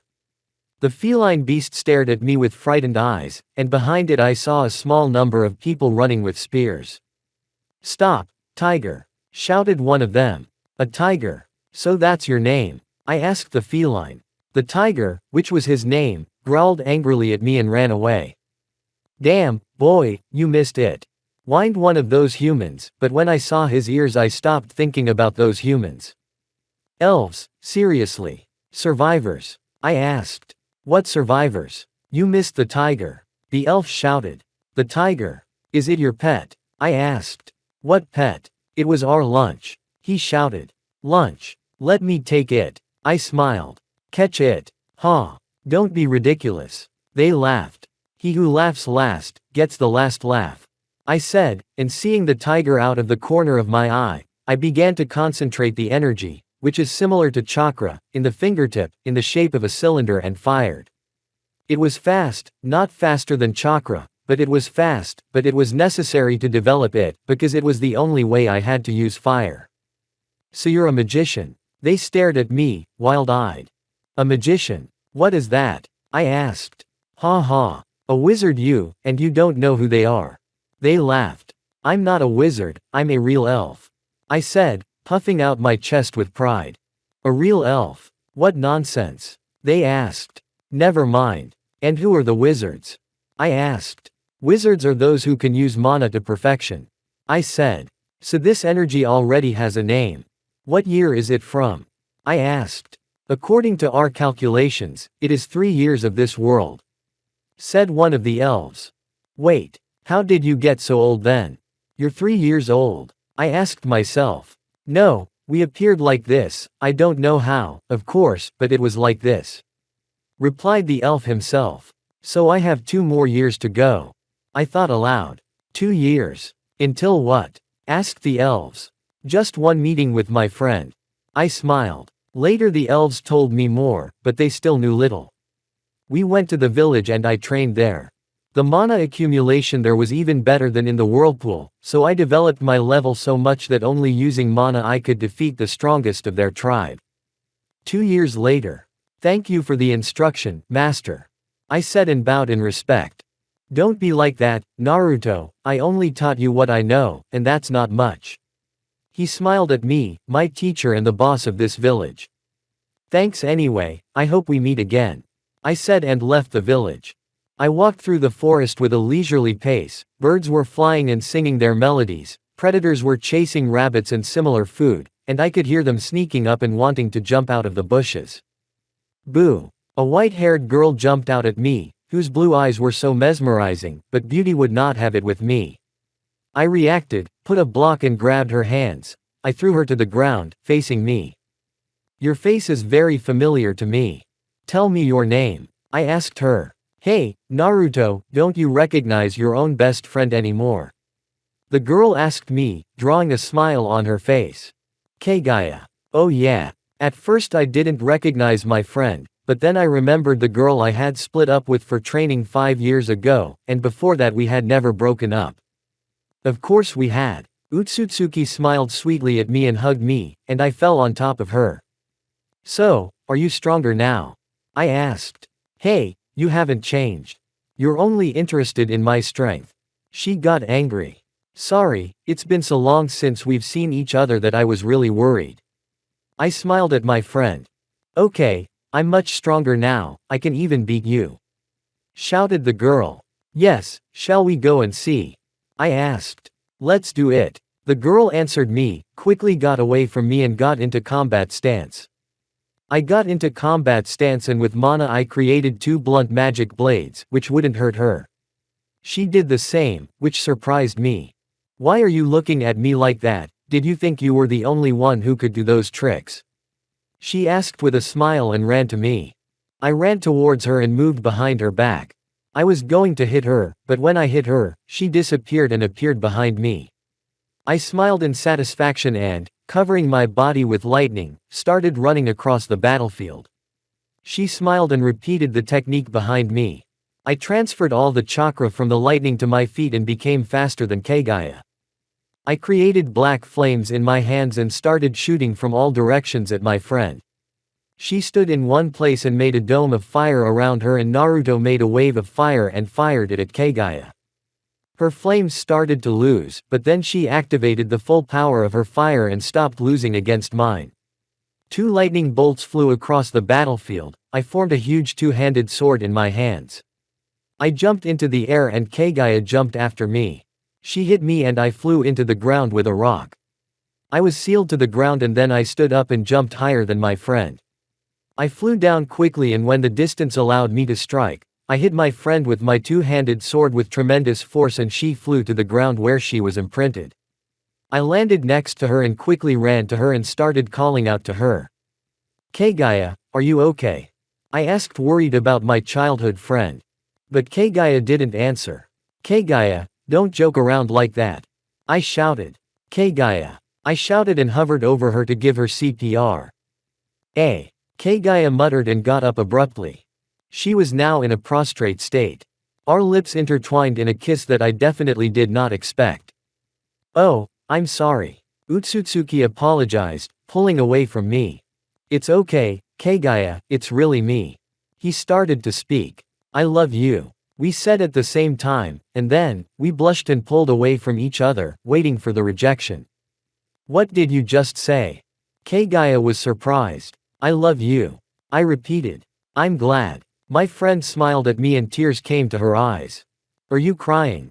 No, I'm fucking laughing. She shouted. Why are you crying? I asked her. Because I'm happy. Kagaya said and hugged me. I hugged her back and we were like that for about 10 minutes until my friend, or no, it would be more correct to say girlfriend, calmed down. Fin Pav Naruto. Kagaya, aren't we immortal? Naruto said. Well yes, we are elves. Smiled the girl. Do you know what that means? Asked the boy. Whoever loses to someone first will die. She asked. Yes, exactly. But we will become so strong that even the greatest masters will be ants compared to us. Smiled the ruler of the ancient elves. Naruto, What if there was someone stronger than us? Asked Kagaya. Do you think there will be? Asked Naruto. I don't know, but who knows when a meteor will fall again and destroy everyone, if ever. The girl was worried. Yes, but we developed more. After all, they were not strong right away, and we have chakra, by the way. Namikaze smiled.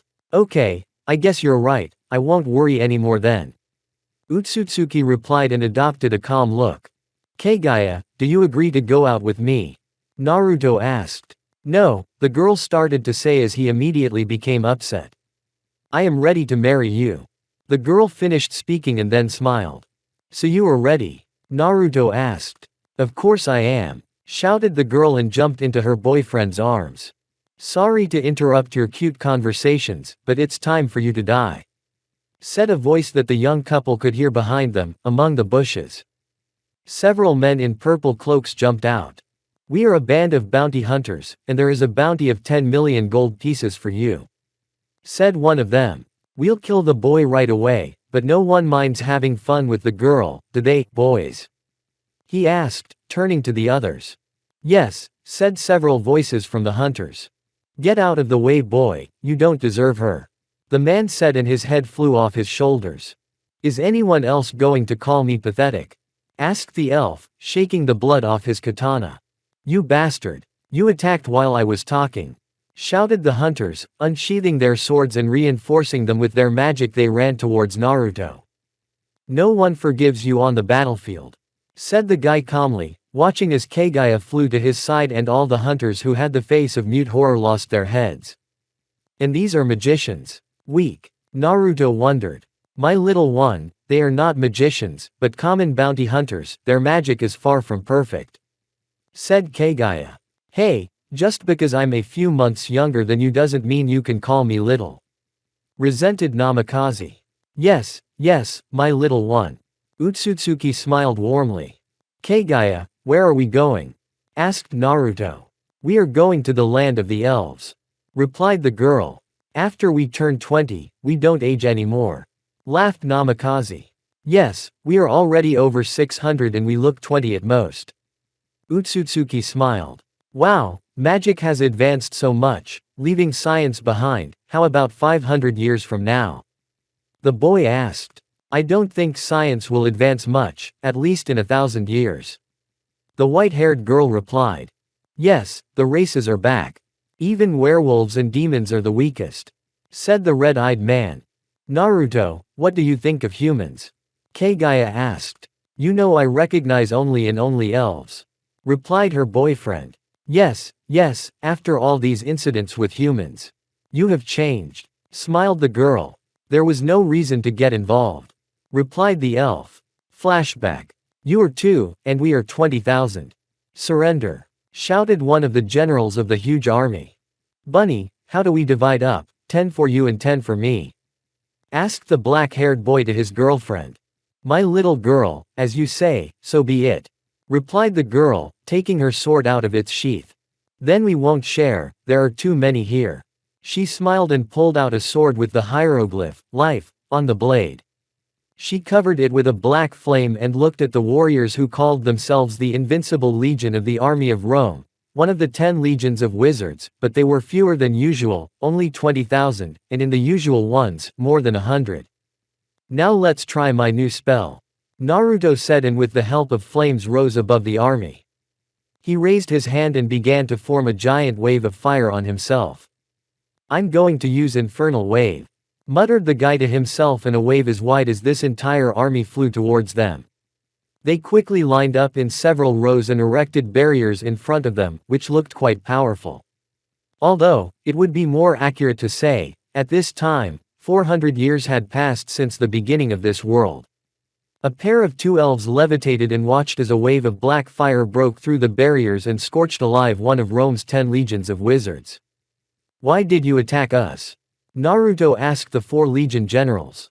There's a lot of money on your heads, and when we saw that thing, we wanted to play a little. So much for playing. 2 men stood up from the remaining army of 10,000 mages and defended themselves from his spells and simple attacks. It's been a long time since I've used you, Naruto said as he coated his sword with the black energy that was chakra, and then began to leave cuts on each of the Rome mages and they died.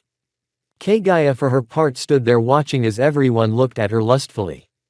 This made her angry and she raised her hand, then followed those movements with a dragon out of nowhere, falling in the middle of the Roman soldiers and producing an explosion of great proportions. Even Naruto doesn't look at me like that. He snorted, walking over the charred corpses. The number of mages was rapidly decreasing. In 20 minutes, from 10,000 they were down to 7, but still.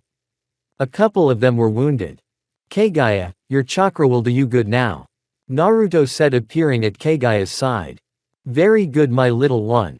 The girl smiled and they were both covered in white energy. How? Asked the generals, who could barely stand up. In hell you will know. Replied the elves. The massacre continued, but the number of Romans was not decreasing so fast, the fatigue was felt. Kagaya, you stay out of this. Naruto said and a lightning bolt of enormous size began to form in his hand. The girl realized what her boyfriend wanted to do and bounced a great distance away. Lightning of the gods. Naruto shouted for effect and launched himself at the center of the Roman mages. 10 seconds later there was an explosion and lightning began to shoot from the sky. When the dust cleared, Kagaya who was a few dozen meters away saw her fiancé lying in a crater with charred corpses all around him. The guy lay all cut up and also unable to move. Utsutsuki ran towards him. Idiot, why are you torturing yourself like this? He landed next to the Elf King. Better protect yourself, after all, not everything was destroyed. Naruto replied, looking behind his girlfriend and seeing the army of Romans left, and they were about 2,000, the strongest remaining of the 20. Fool, I won't leave you. With tears in her eyes shouted the blue-eyed woman. Kagaya. Naruto shouted, but unable to move, he could do nothing. Utsutsuki's body was pierced by several arrows, reinforced with different elements that the magicians used. I will see you in paradise. The girl smiled and closed her eyes. All right, it's time to use this. See you in 10 years.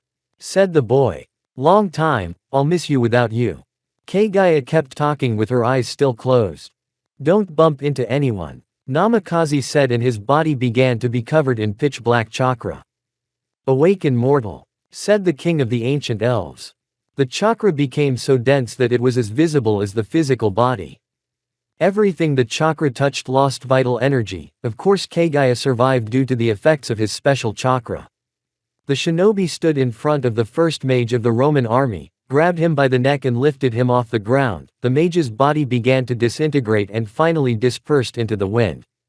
You are dead. In the center, among the corpses, was a boy in his 20s. He was on his knees, eyes open, motionless. Hey, 10 years, how am I going to live so long without you? The white-haired girl was upset, pulling the arrows out of her body. A smile appeared on the guy's face and he closed his eyes. All the bodies started to fall apart and the energy coming out of them was going to the black-haired guy. Naruto, I'll be waiting for you. Said the girl. Surrender. You are alone, and there are 20,000 of us. She heard a voice behind her back. I'm not giving up, you donkeys. Kagaya shouted back and covered herself with white energy. And then, covering her katana with lightning and fire she pounced on them and began to kill them. But it did not last long and she stood near Naruto to protect him. And the second legion of Roman magicians mocked her, but the army of 40,000 samurai from Japan came to help, which was far away, so no one knew why the samurai came here. Who are you and why are you here? The girl asked. We are samurai, we are going to invade Greece. One of the samurai took off his helmet, under which was a young man with pointed ears and green eyes. An elf. Kagaya was surprised. Yes. Japan belongs to the elves. He said, then turned to the rest of the samurai and shouted. Attack. An army of 40,000 well-equipped fighters attacked the remaining 19,000 mages. Heads of Roman warriors and samurai were flying, limbs severed, bodies scorched by magic, wiry and crushed. Everything was in the slaughterhouse. The girl realized that it was better to help them and created 2 huge lightning bolts in her hands. She ran to the rear of the magicians, and then, flew on his fire and fell into the crowd. in which there was an explosion, and then, through an incredibly large lightning, which destroyed more than 1,000 Roman magicians. Kaguya returned to her lover and embraced him before fainting. End flashback. How long she slept then. Chapter 8. The Forbidden Magician. A long time. I promised 10 years, but it's been over 50. Naruto laughed. Laugh, I almost died of anxiety then, silly. Kaguya said sadly. Don't be sad, Kaguya, everything is fine. After using the Death Awakening now I'll only sleep for a month, don't worry. Namikaze smiled. Indeed, I have lived 50 years without you, I will live 1 month without any problems. The pixie became even sadder. Well, I don't use it all the time, only as a last resort. Replied the guy. For 200 years you have shortened the period of 50 years to 1 month, but now you will shorten the period of your sleep more and more. Don't forget that we are immortal, I can still think of many tricks. Smiled the king of the ancient elves. Well, I haven't developed life denial yet, so if you fall asleep and I'm attacked again by an army of 20,000, you'll wake up like a guy who has no lover. Well, don't say that, you are strong, and life denial can be developed. Life denial works similar to how Naruto's life force sucking works, but it's a huge wave of chakra that takes lives, but doesn't suck life force. It works on everyone except dragons and those stronger than the Utsutsuki Eras. The kill limit at the moment is 10. The maximum is 500. Yay, elf country. Let me tell you a little about the situation of the world. The world is similar to ours, the countries are ours, but all the continents have been discovered before. The countries are run by races. North America, elves. Eurasia, humans, dwarves, werewolves and demons. Australia, orcs. South America, angels, elves. Africa, dragons, humans. What country are we in now? Naruto asked his life partner. According to my information, we are in the United States. Replied the girl. America, then. Hesitated the boy. Is something wrong? Asked Kaguya. No, just 3 letters in the name. Namikaze replied. The full name is United States of America. Said Utsutsuki. The States, then. Replied the king of the ancient elves. Yes, now we have to go see the king of the elves. Explained the girl. Why? Asked the strongest in the world. Why? You are the true king. Replied the elf girl. Why? I don't want to go to all that trouble. Said the son of the 4th Hokage. Naruto, only you are the true elf. Shouted Kaguya. Why? I don't want to be king anymore. It's too much trouble. Naruto, Japan belongs to the demons, doesn't it? Kaguya asked. Yes, after 600 years, the elves got rid of it. The boy got angry. We already have 1,000. I feel so old. Utsutsuki said sadly. Yeah, well, looking at you, I think you're my little sister. Smiled Naruto. You don't look much older yourself. Shouted the girl.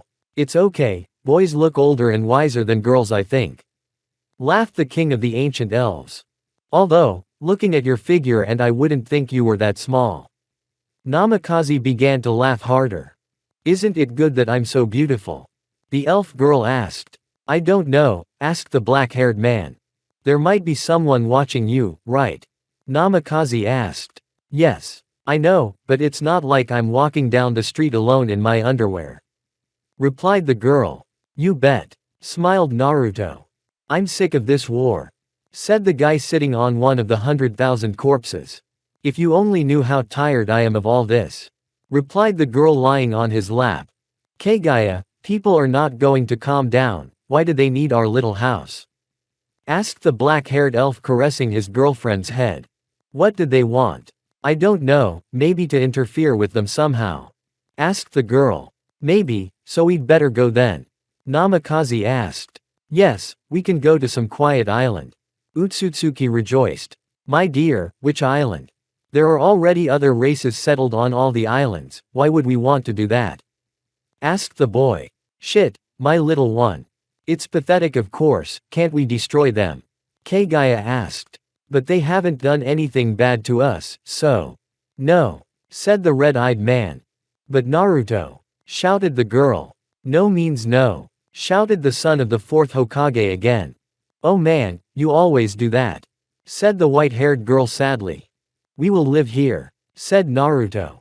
Here. Kagaya was surprised. Yes, if we are attacked again, we will go to destroy the country where the people of this race came from, said the boy. Do you think we can do that?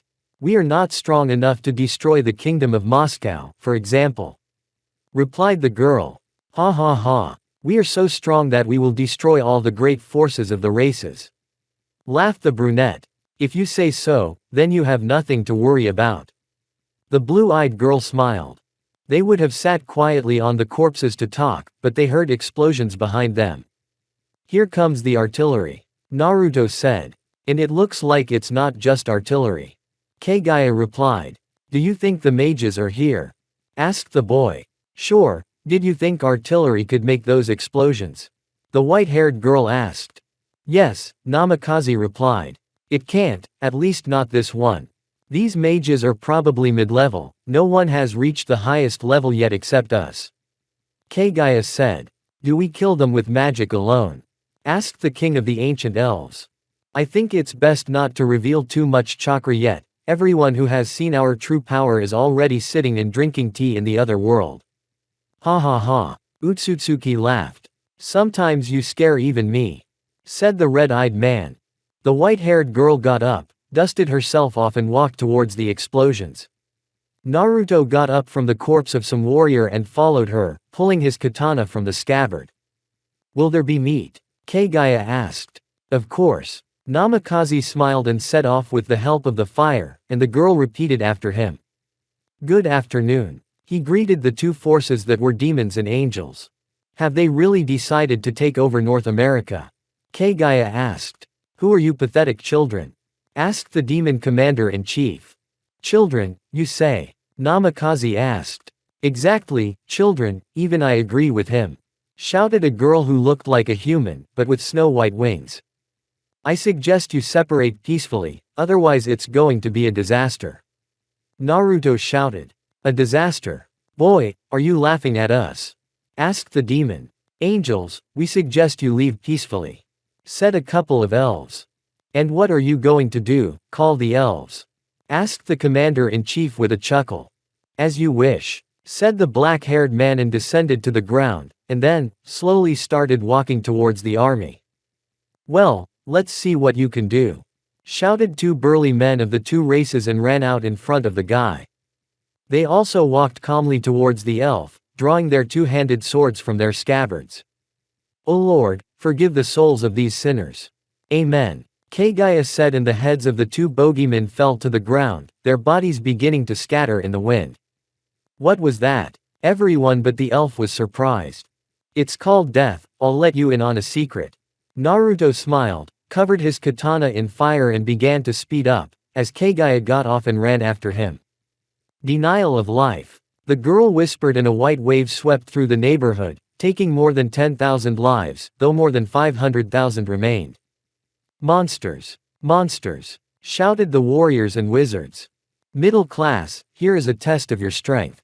Fireballs, dragons and all sorts of black and white spells flew across the battlefield. Lightning bolts hit everyone who approached the two elves, and heads and other parts such as arms, legs and so on flew off like feathers.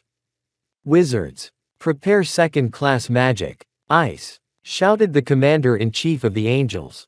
Second-class water, then.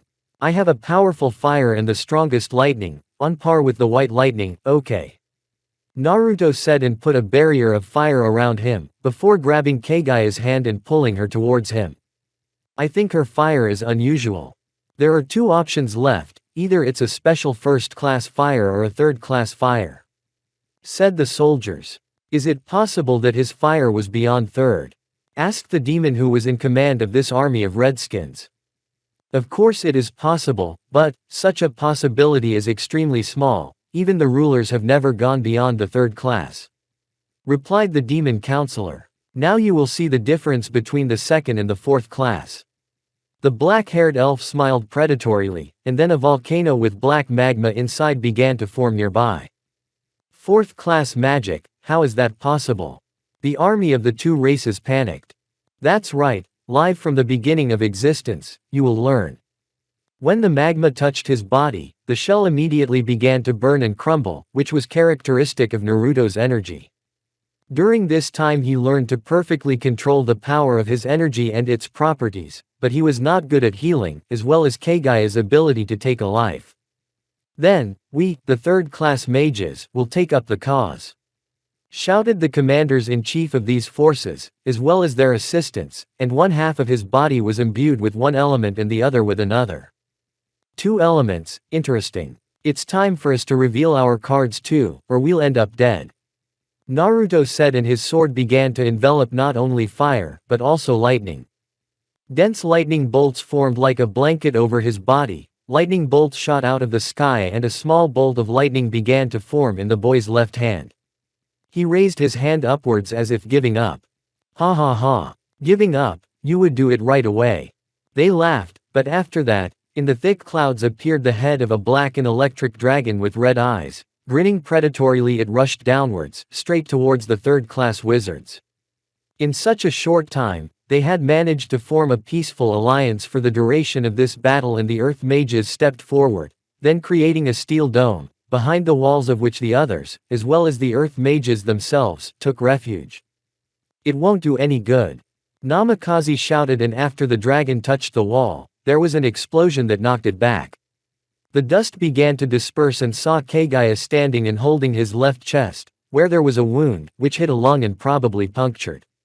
But at this time the girl held his right hand on the heart area of the commander-in-chief of the girl from the army of angels, as well as around him were scattered half dead, but one of them, the general of the demons, still managed to pierce his lung and even standing on his feet, but not for long.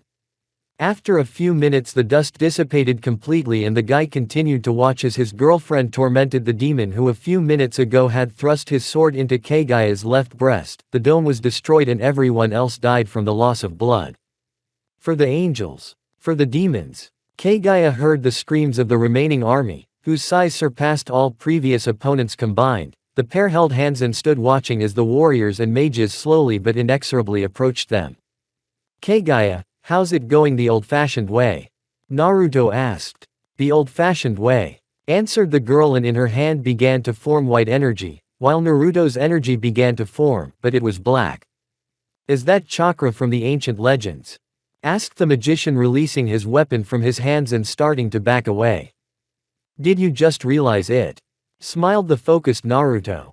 Run while you can, shouted the mage who had told the others about the chakra. No you won't, said the two elves, and half of their chakra supply formed in the palm of their hands. They appeared in the thicket of the army and there was an explosion. In 1500 years they had developed the life and death explosion to such a level that the craters would be comparable to Kirin, although there were no craters before, but this way the effect was stronger. The remains of the warriors flew across the battlefield, and the survivors began to run faster, but seeing all this horror, they vomited just as they ran. They have seen our power, there is no escape, Naruto said and started to catch up with the rest of the survivors along with his girlfriend. Mercy, please. They began to beg on their knees, the survivors of a few minutes before the great armies. But no one answered their pleas and they began to lose their hands, slowly, piece by piece, cutting their hands from the very fingers to the shoulders, and then their legs. Two flashes flew across the field. Keigaya, we haven't perfected this movement technique. Naruto stopped, then smiled and spat blood and fell to the ground. Idiot, who told you to wear yourself out like that? Asked a girl who ran up to him. Keigaya, will you marry me? Namikaze asked, lying down on the ground and pulling out of his space a box containing a ring much like a gift from Keigaya, which was over 1500 years old. The golden eye of the dragon or something. The girl smiled, wiping tears from her beautiful face. Do you agree? Naruto asked. Of course I agree, shouted the girl, hugging her fiancé. Now, let me put the ring on your finger. Utsutsuki held out her hand to Naruto and he placed the ring on her ring finger. It changed shape to suit the girl and instead of the golden eye of the dragon, it began to slowly run through all the happy moments of the two of them. Thank you, Naruto. Chapter 9. Modernity. There were two people walking through the forest, Naruto and Keigaya. They were walking towards Russia, which was under human control. What are they doing there? They are just going to take revenge on the humans for coming with pitchforks and burning their house. Kagaya, let's blow this Moscow off the face of the earth, said the black-haired one. Well, my little one, smiled back at the girl. How many times have I asked you not to call me that? I don't know, but I like it very much. Utsutsuki smiled. Okay, I won't insist. Namikaze replied. How are we going to destroy Moscow? Don't you know how many guards there are? Asked the girl. I may lose an arm, but will you take my body? After all, after the final stage I'll run out of strength. Are you stupid? What arm? Kagaya shouted. You'll be able to heal it if it's cut off, right? The red-eyed man asked. Sure, but it would take a few years. The elf replied. A couple of years without a hand, said the king of the old elves. Are you sure you want to do it? Asked his wife. Of course, I will demolish Moscow even if it costs me my life, said the true elf seriously. And if the Ukrainians come, what will you do? Asked the white-haired woman. And you won't help me? Namikaze became angry. I will help you, of course, you idiot, smiled the elf. Stage 4. Naruto shouted and his body was covered in black lights and lightning, his sword began to increase in size, and chakra bolts struck all who approached even a kilometer away. End. Stage. Limit. Namikaze whispered under his breath, and in that instant, a quarter of once great Moscow was gone. Where are you? Shouted the boy, swinging his life, forming a slash with his energy that flew into the building and destroyed it. Pathetic boy. With those words, several people, who were fourth-class mages, flew towards Naruto.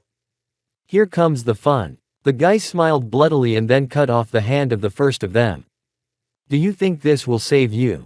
They asked and all at once struck with their fists, on the tips of which were formed covers of mana elements. After such a blow, our young hero, of course, flew away.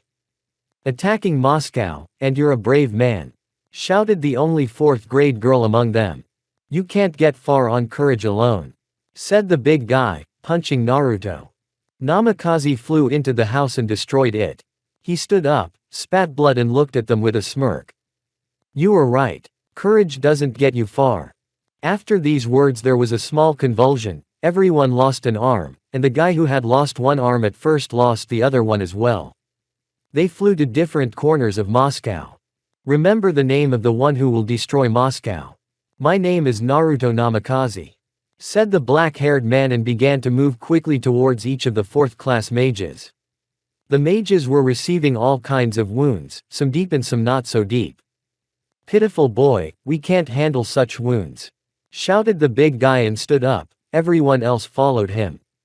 Then we'll have to do what I didn't want to do, Naruto said, and raising his hands he began to release black chakra from his fingers. I'll give you the name.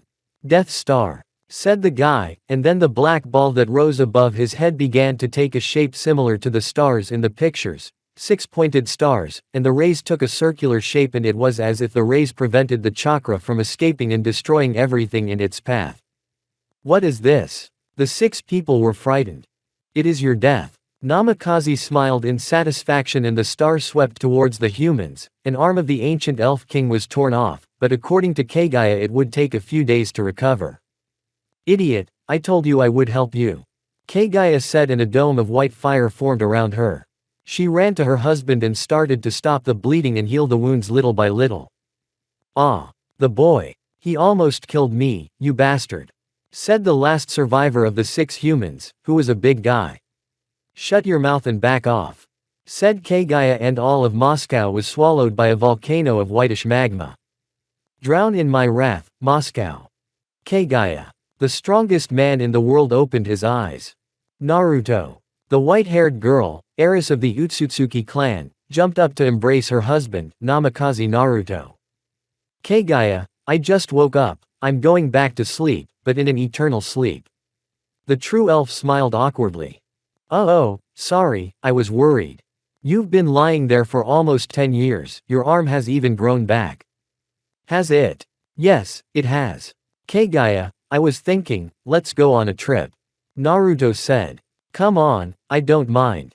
It's 1717. 300 years later, 2017. Tokyo, Japan. And so, silence. The teacher of the magic school, where something or someone was about to be introduced, entered the classroom. The students fell silent and stared at the teacher and the two elves who entered after her. They were a boy with black hair and red eyes, dressed in black pants and a black sweatshirt, and a girl dressed in the same clothes, only white and smaller. They were wearing sneakers the same color as their clothes. What a beauty, what a handsome boy. The students shouted. Stone-faced, that's how you could describe the state of this couple right now. We have new arrivals, please introduce yourselves, said the teacher to her new students. My name is Naruto Namikaze. My name is Kagaya Utsutsuki. Why do you think they hid the fact that Kagaya has been a Namikaze for over 500 years? Because it would be strange for teenagers to get married at the age of 15. Kagaya, marry me, said one of the boys admiring the white-haired girl. Clown. Naruto looked at him. Ha, ha, ha. Laughed the class. What are your levels? I was curious about a girl unknown to them. Something must have changed in 500 years, so they started distributing the mages by ranks. From E to G. E is rank, D is rank, C is rank, B is rank, A is rank, S is rank, M is rank, G is rank. Each rank has 3 levels. People have stopped awakening a regular element first and then develop it to a new level, such as fire, lava, and immediately awaken a special element. Lightning is the rarest, and the most common is earth. In fact, the Namikaze couple is now at the 3rd level of G rank. They are the only ones who have developed that level of magic at all. They are even stronger in chakra, so there are few who would go into battle against these two. Rank B, 3rd level. Naruto replied. Rank B, 3rd level. Kagaya replied. Rank B, level 3. It's amazing, even the most brilliant wizards in history during their studies only reached 2nd level C rank. Said the girl. Why do you have names like the 2 legends who destroyed Moscow and then destroyed France? Asked the boy. Think about it yourself. Naruto replied. Is it really them? He was startled, sat still for a moment and laughed. I'm kidding, said the new companion of these two. There are 2 free seats, said the teacher and pointed to 2 seats near the window. Kagaya went to the back of the classroom and sat at the desk that was closest to the teacher. Naruto, on the other hand, sat behind her. Well, let's start the lesson, shouted the teacher, and everyone fell silent and looked at her. Well, let's go over the basics first, she said. Naruto raised his hand and began to speak. If you want to ask about humans, demons and other stronger races, I'll tell you. The strongest of the demons was Juman, his strength level, by which he would be judged in the modern world as rank M, the 2nd level. The strongest among humans were the 6 titans, as they were called. They were invincible until the year 1777, when they were defeated by 2 legends. The level of all of them reached rank M, the 2nd level. The werewolves had the strongest woman named Hannah. Her strength level was M, rank, 1st level. The angels had a girl named Nina. Her level was M, rank, 3rd level. The dwarves had a Varrock, 3rd level M, rank. The dragons chose the strongest one, who was Sand, strength level 3 level M, rank. The elves surpassed all of them together. However, the legendary duo disappeared immediately after awakening in themselves G rank, and this was after the victory over the 6 titans, after 100 years from that time. The 2 legends whose names are used to scare children who do not want to go to bed with, Naruto Kagaya will come if you do not go to bed, a phrase used to scare children of races other than elves. Naruto Namikaze and Kagaya Utsutsuki, who later became Namikaze, have a power level of rank G, 3rd level. Well done, Naruto, perfect, said the teacher. Not only is he handsome, he's also smart. The girls squealed in admiration, but after a look from Kagaya, everything stopped. Then tell me how the magic attributes evolved, said the woman. Kagaya raised her hand and began to speak. Well, in the beginning, only the 4 main attributes could awaken everything. Fire, water, earth and air. At the 2nd level of magic they would get a special color. At the 3rd level they would upgrade to a stronger element, fire had magma, water had ice, earth had plants and air had sound. At the fourth level and these elements received their color, but the color was not for beauty, but to show their power that color magic is superior to ordinary magic by several times.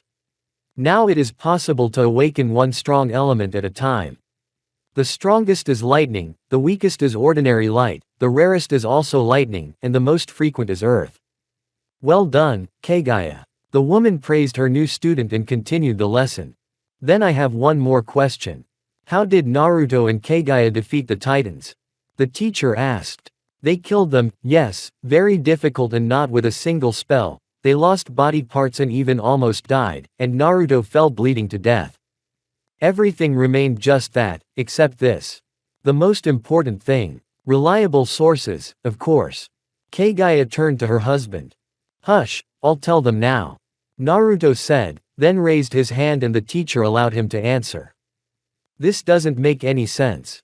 The real battle began when Naruto entered the boundary, after which he was attacked by the six of the sneaky side, throwing him all over the city.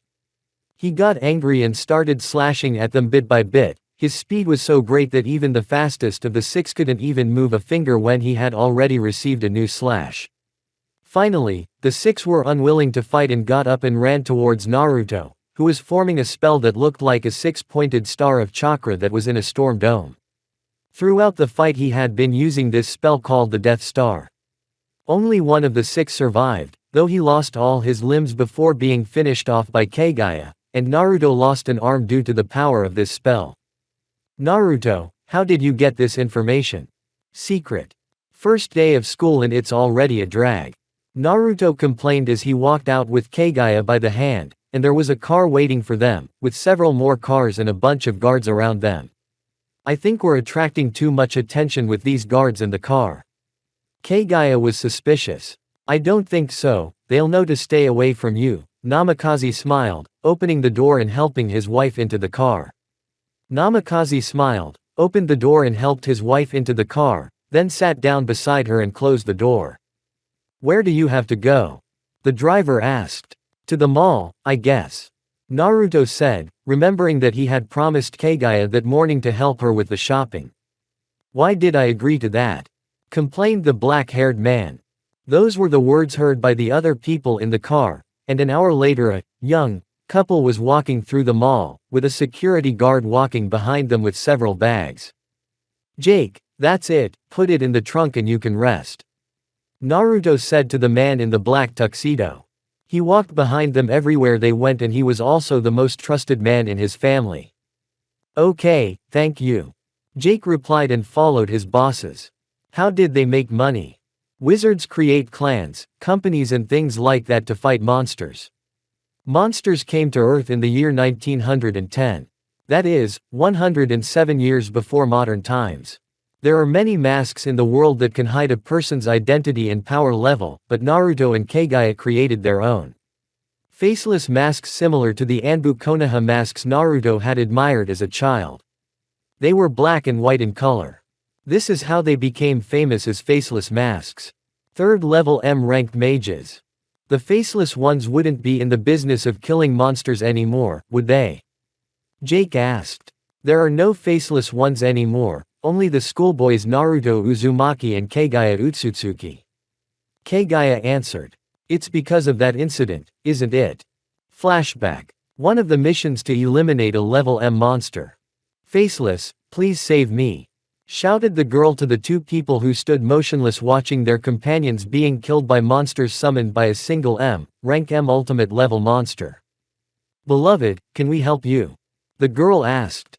Who confirms that they won't attack us to avenge the dead? Asked the dark-haired man. Please, save us, shouted his companions. All right, replied Namikaze, whose face was hidden from view. Replied Namikaze, whose face was hidden behind a black and white mask. He pulled out his katana and killed the monster in a few steps. Everyone began to thank him while one of them had his head blown off by a white-haired girl who took off her mask, thus presenting her beauty to the world. Remember, the ones who will kill you are Naruto Namikaze and Kagaya Namikaze. She smiled bloodily at Naruto, who also removed his mask. A few minutes later, the magician rescuers arrived at the scene and saw only the remains of the bodies, but the faceless ones were not found, which meant they had escaped. End flashback. Still, they didn't tell Jake the truth, but lied about the death of their companions at the hands of a monster. No, we're just tired of hunting monsters. They both said. Okay, got it. Chapter 10. Magic Soccer. Naruto, are you going to wake up or not? Kagaya shouted, hitting her husband with the pillow. Shut up, it's the day off. Replied the boy sleepily. A day off? It's Wednesday, you knucklehead. Shouted the white-haired girl. Wednesday. Namikaze was startled and jumped out of bed. That's right, we're late for school. Said the last of the Utsutsuki family. When we are over 2,000 years old, it sounds rather strange. Replied the elf. I know, but with our appearance we can afford it, since we don't study in modern schools. Said Kagaya. What a mess you've made. Replied the son of the fourth Hokage, then got up from the floor and went to the bathroom. Kagaya got up from the bed, brushed her hair and followed her beloved to the bathroom. She entered the bathroom and saw Naruto brushing his teeth, a puddle of plain water on the floor, then looked at him closely and saw that he was wet from head to toe. How did you do that? The pixie asked. I turned on the shower by accident. Naruto answered as if that happened to him every day. How did you turn on the shower while standing next to the sink? Asked the girl. Just like that, thought Minato's son. Thinking about what? Kagaya asked. Nothing, get ready quickly. Naruto replied as he finished brushing his teeth, rinsing his toothbrush and putting it in a special glass cup.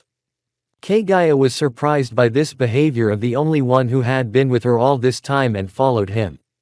Naruto was wearing a baggy black t-shirt with, Immortal, written in white, black pants with red inserts on the sides that said, Mortal, in a nice white font. He walked down the hallway and put on his black Puma sneakers. Kagaya, on the other hand, wore white tights, a black skirt and the same black t-shirt with, Immortal, in the middle. Her hairstyle was done like this, front locks that were tied back with an elastic band. She wore the same shoes as Naruto, however, the sneakers were women's and white. They took their bags and left the house. They walked to the car, the gate was opened for them by a guard, they got into the car, the gate closed. The gate started to open by pushing a button, when it was completely open the car got out and the yard gate started to close by pushing the same button. Jake, why are you going to school? Asked Naruto. You know why, Naruto-sama. Replied the guard, and they continued on their way without a word. Man, why did I agree to this? Moaned one of the faceless ones as he looked at Kagaya. Naruto, do you know how to play magic soccer? Asked the companions to the young boy. Magic soccer is a copy of normal soccer, but the field is huge and the players use magic to move faster. The ball constantly changes elements to make it harder to catch. Of course I do, how could I not know how to play magical soccer? Naruto asked, remembering how he had played recently. Then you'll play for our school team. The teacher entered the classroom. What? Why me? It's a prestigious school, aren't there few people who know how to play? Asked the elf. Yes, exactly. Replied the woman. Very well. What time is the match? Naruto asked. Right now, she said and left the classroom, all the students followed her. Ha ha ha. They're going to play already. Laughed Kagaya. Ha ha, that's funny. Sarcastically replied the king of the ancient elves. So, are you going to use the new element? Asked the girl. Of course I am. Naruto replied, letting a small stream of air into the door, but it was blown away by that unusual wind, which was black in color. Ha, ha, ha, ha. And my water is not so chaotic.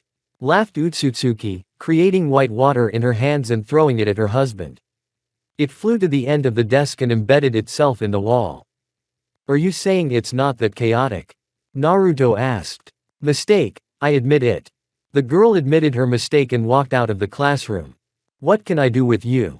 Namikaze said and headed to the boys' locker room to grab his school uniform and change for the soccer match. Yes, you can still maim your enemies in this soccer match, so here you go. His school uniform looked like this, white t-shirt, black shorts, red sneakers, blue griffin emblem. Naruto Namikaze, even with your strength and your name, you have to try harder. Said the team captain, patted the red-haired man on the shoulder and walked out of the locker room. Ha ha, you made me laugh. To the strongest in this world who tries. Naruto laughed. The Namikaze put on his uniform and walked out of the locker room and continued to the soccer field area. It was a stadium comparable to his palace's training field. It was under a barrier. Here is the stadium. Naruto smiled as he entered his team's section. There are 20 of us, 9 substitutes. Said the team captain. Who are the substitutes? Asked one of his team members. Bill, the substitutes are Naruto, Shiro, Kendo, Heka, Zeke, Ariel, Finn, Marto, Zabuza. Said the team captain. So that's them. Bill pointed his finger at the other 9 men. Don't point your finger at me, sucker. Said a guy who looked a lot like a girl. Haku, take it easy. Said the captain, whose name was Dane, though. Dane, what are your names? Bill asked. One you already know, Haku, the others, Yarui, Jay, Kimito, Pith, Yak, Michael, Sonya and Dewey. Dane said. Roger that, captain. On one side of the field, from the gate with the blue griffin emblem on it, 11 members of the prestigious Hanjodatori school team came out. On the other side of the field, out came the other prestigious school, known as the School of Assassins, who always killed their opponents in competition. Looks like it's going to be an interesting match tonight. Bill said, slamming his palm against his fist. Be careful, they are serious opponents. Said Dane, activating his poisonous veil. The rest of the competitors also got ready, and the time at the table was already coming to an end, and when it reached 10, it began to be announced by a female voice. 10, 9, 8, 7, 6, 5, 4, 3, 2, 1. A voice came from the loudspeakers and after the word, 1, the teams pounced on each other, although it would be more correct to say that the School of Assassins pounced on the enemies and the School of Allies on the ball. Something would be something, but in the first few seconds they were moving too fast, which would bring them bad consequences in the form of fatigue and lack of mana. And there it was, the first death that pissed off the entire Hanjodatori school, and they went into a frenzy and a new replacement fighter entered the scene. A guy named Jay was killed. The allied school took their mind off the ball and took on the opposing team. They were killing everyone indiscriminately, even cutting off the limbs of their allies by accident. Meanwhile, one of the assassins reached the ball and ran at full speed to see Zabuza, who had just entered the field. Zabuza was an ordinary third-level guy with rank D. How unlucky for him that his opponent was a first-level guy with rank C. The fight didn't even last a minute, as his ally's head flew off his shoulders and his legs and arms were scattered around. I won't forgive you, you bastard!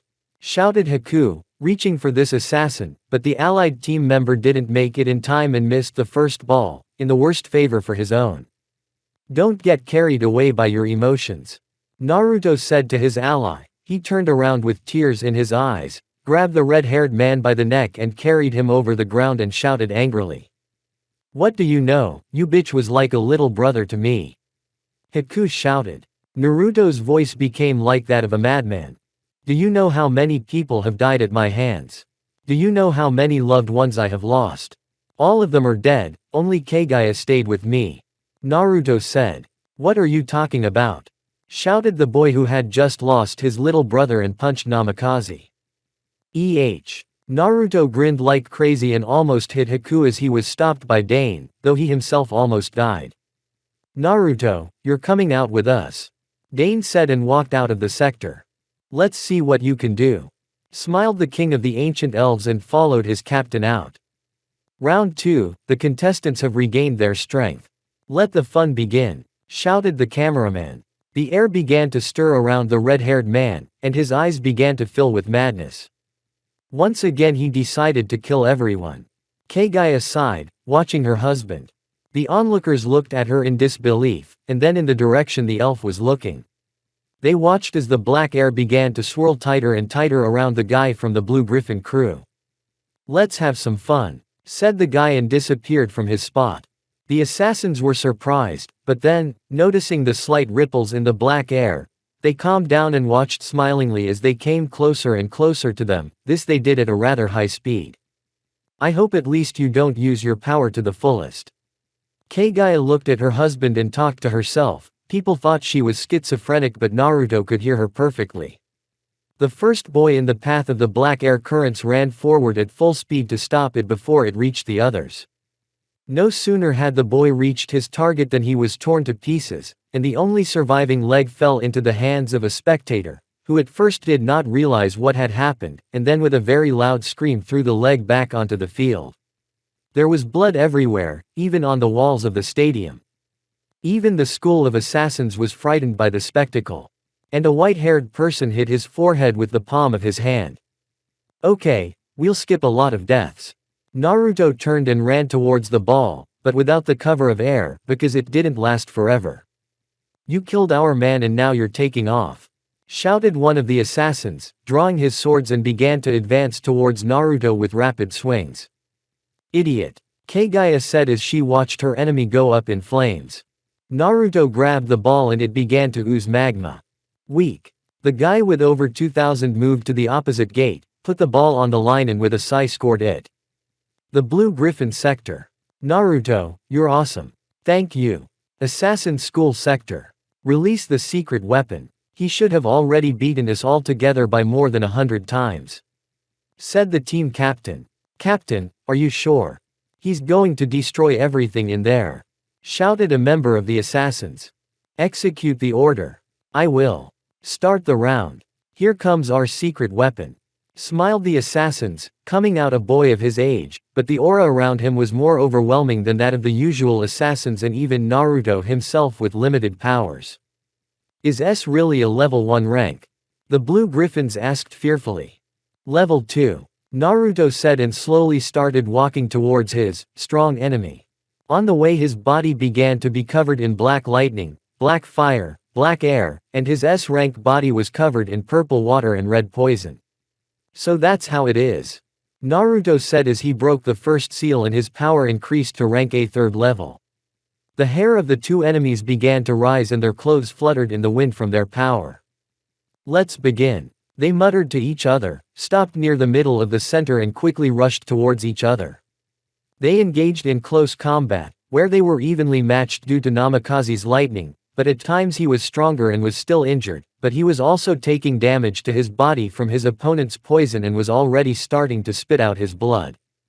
You are weak, said the assassin and jumped back, then began to form powerful spells of water and poison. Naruto, for his part, only used fire and air, which he did not develop much, so he could not cope with an opponent of level 3 with 2 elements and only fire. Well, let's laugh a little, Kagaya. Naruto said, and some black lightning started to come out from behind him and even reached the barrier that was quite a distance away from the couple. Lightning of the gods. With these words Naruto flew towards his enemy and raised a huge cloud of dust. When it dissipated, then everyone saw through the body of Naruto, on which protruded a sword of fairly large size, moreover, soaked with poison from the enemy, and no one saw the body of the killer, because it was destroyed. How did you notice? The blood that covered all over Naruto's body and the large area near him and the dust blowing in the wind. As Naruto stood there unable to move due to his mana being below a rank, a white-haired girl landed next to him, pressed a spot on his arm and began to move. So, do you feel freer at S rank? Kagaya asked. Much freer. Naruto smiled, then resealed himself at B rank. We'll remain B rank bugs until graduation. Naruto said. Did you see that? A 3rd level A rank destroyed a 2nd level S rank. Sensation, shouted the cameraman. It's been 1 day and they're already writing articles about you, said Kagaya, handing Naruto a newspaper with information about their fight. Why do I want that popularity? I don't want it. Namikaze whined. It's okay, you'll live for a month or 2 like this and then they'll forget, said the girl. Do you think so? Minato's son asked. Of course I think so. Chapter 11. Look, it's him. Yes, it is. Didn't he win the S rank? Many people were muttering this after seeing an attractive girl with blue eyes and white hair. She had a very nice figure and face, her hair was straight and long. She was walking next to a tall guy, whose hair was extremely unruly and resembled a hedgehog on his head, and whose red eyes instilled fear in those who looked into those eyes, quite beautiful features. I'm sick of them, Naruto said to the girl who walked beside him, taking his hand. Pay no attention, first of all you are handsome, and secondly you destroyed second level rank, so it's no wonder they squint at you so much. Said the girl. What if I had lost? Uzumaki asked. It would be the same, I guess, only it wouldn't be, you defeated an rank. But, you fought an rank mage and didn't die. Laughed the girl. Man, that kind of popularity would make me sad. The red-haired man was annoyed, to which his wife laughed out loud. Naruto, the target will be in place in 3, 2, 1. The girl's voice was heard in the earpiece. There was the sound of a sniper rifle being fired. A cartridge loaded with mana flew out of the firearm and pierced the head of a large Russian mouse. Kagaya, we're still in high school, what war?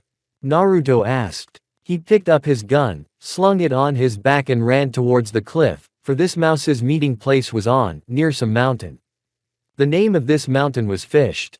My little one, we ourselves chose Japan, so now events have unfolded, the elves have forgotten their greatness.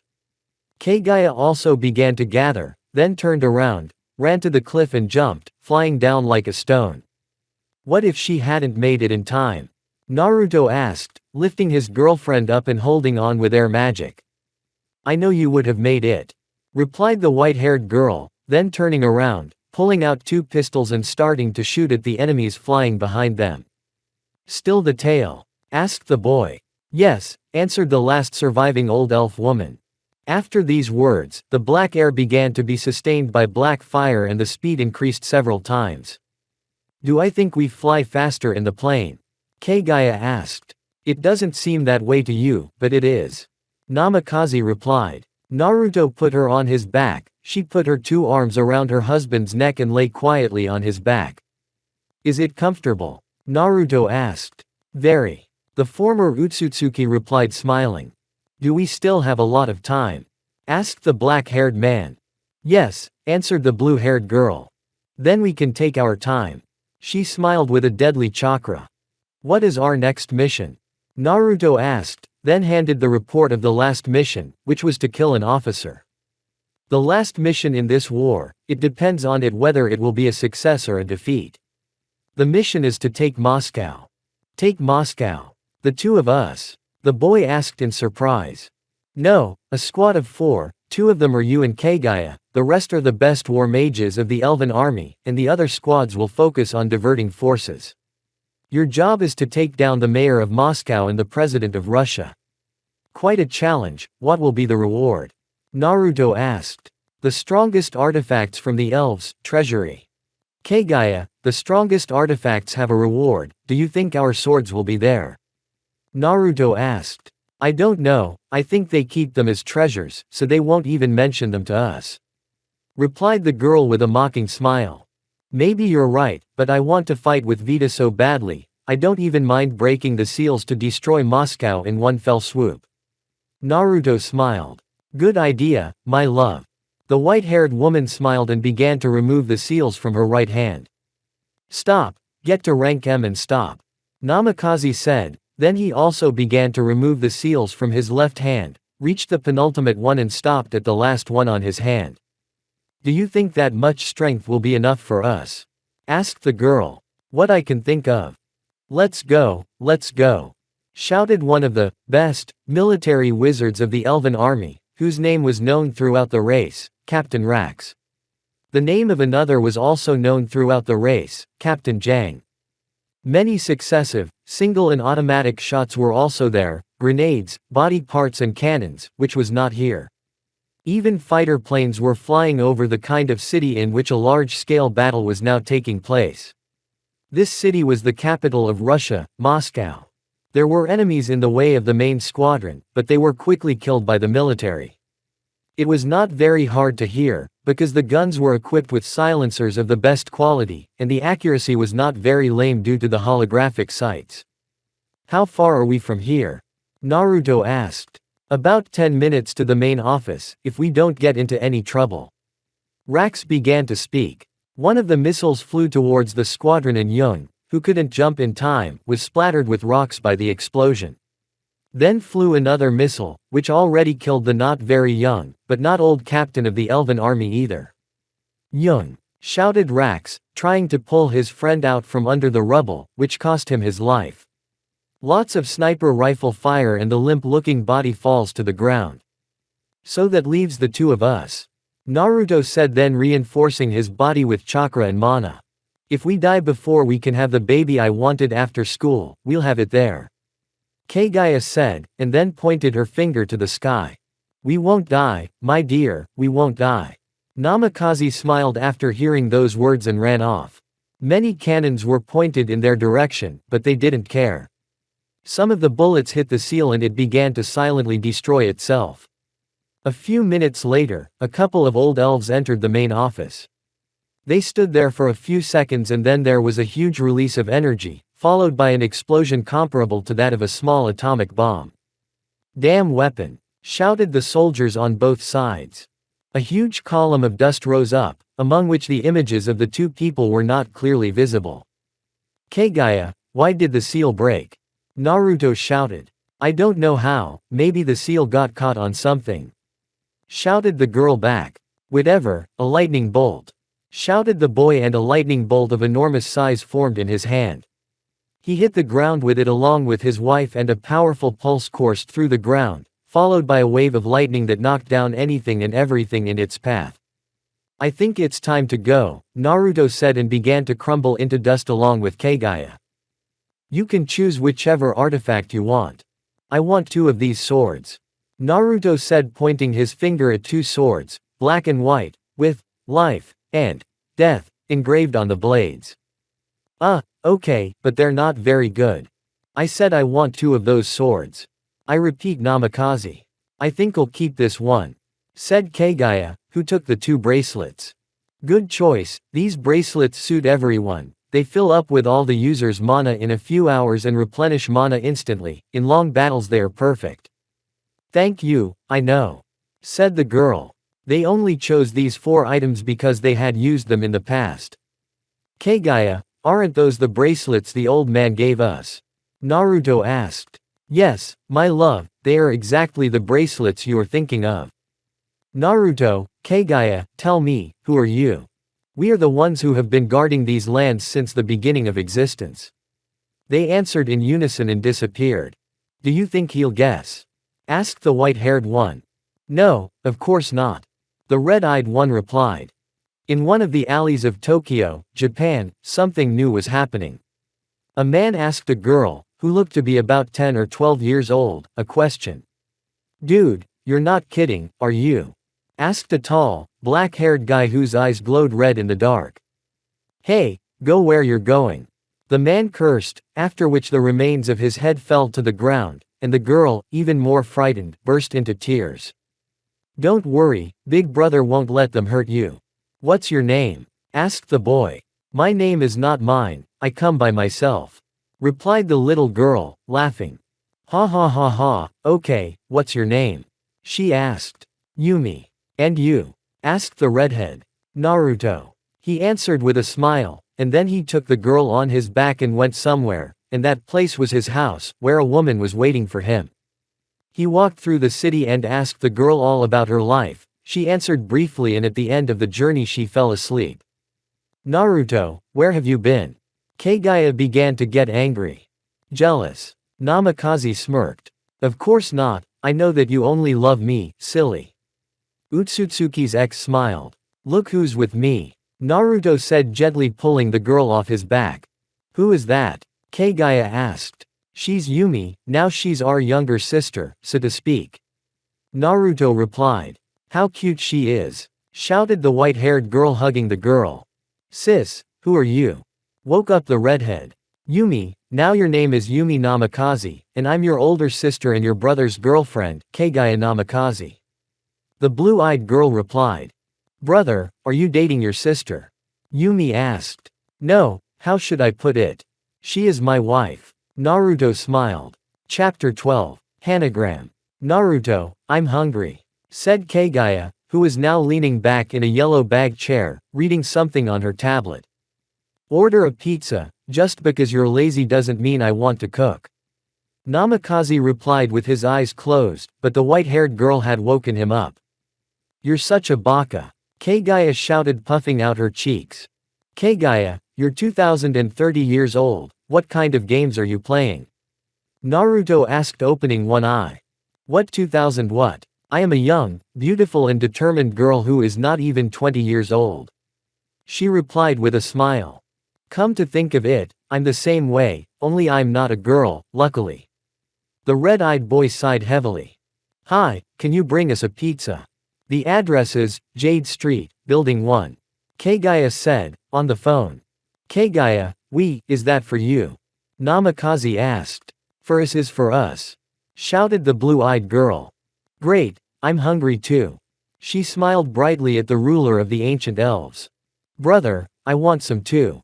Ran into the room a little girl of about 8 years old. Yumi, I'm sure you and I will share. Kagaya smiled warmly. After saying that, Yumi shouted happily. Hooray! The quacking of a duck sounded loudly in the house. It was a call Naruto liked. Here comes the pizza. The brunette smiled and got up to go get it, but was interrupted by Kagaya. No need, I'll get it. The last survivor of the Utsutsuki elf clan went to the entrance of the house, opened the door and saw a rather old man. Well madam, shall we take a walk? Asked the pizza delivery man. A fork flew very fast around his neck and hot water ran down his legs. Who did you want to take a walk with? Naruto asked, standing in the darkness. His eyes glowed red like a cat's. He looked pretty creepy.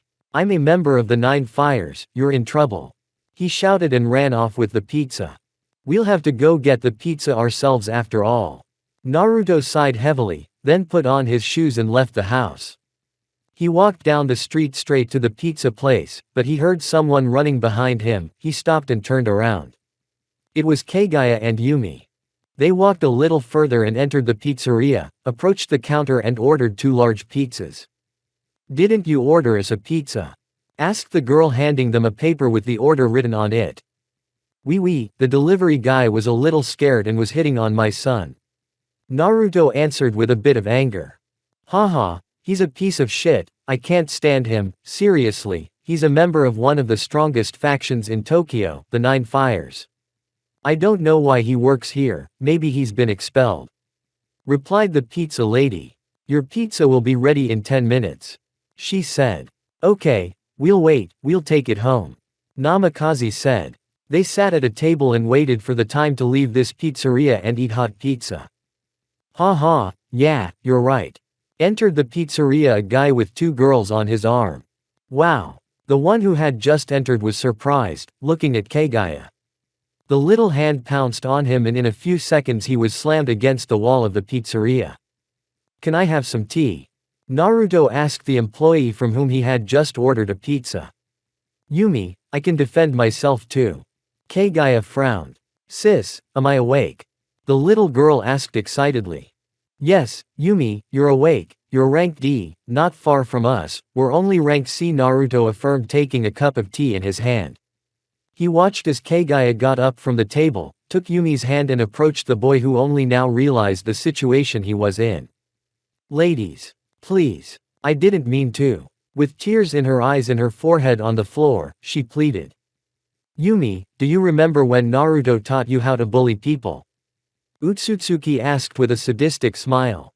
Of course I remember. Shouted the girl with the same smile. Triple A. Grandpa, can you tell me more about Naruto and Kagaya, their appearance? An elf boy asked his grandfather to tell him about 2 elven legends.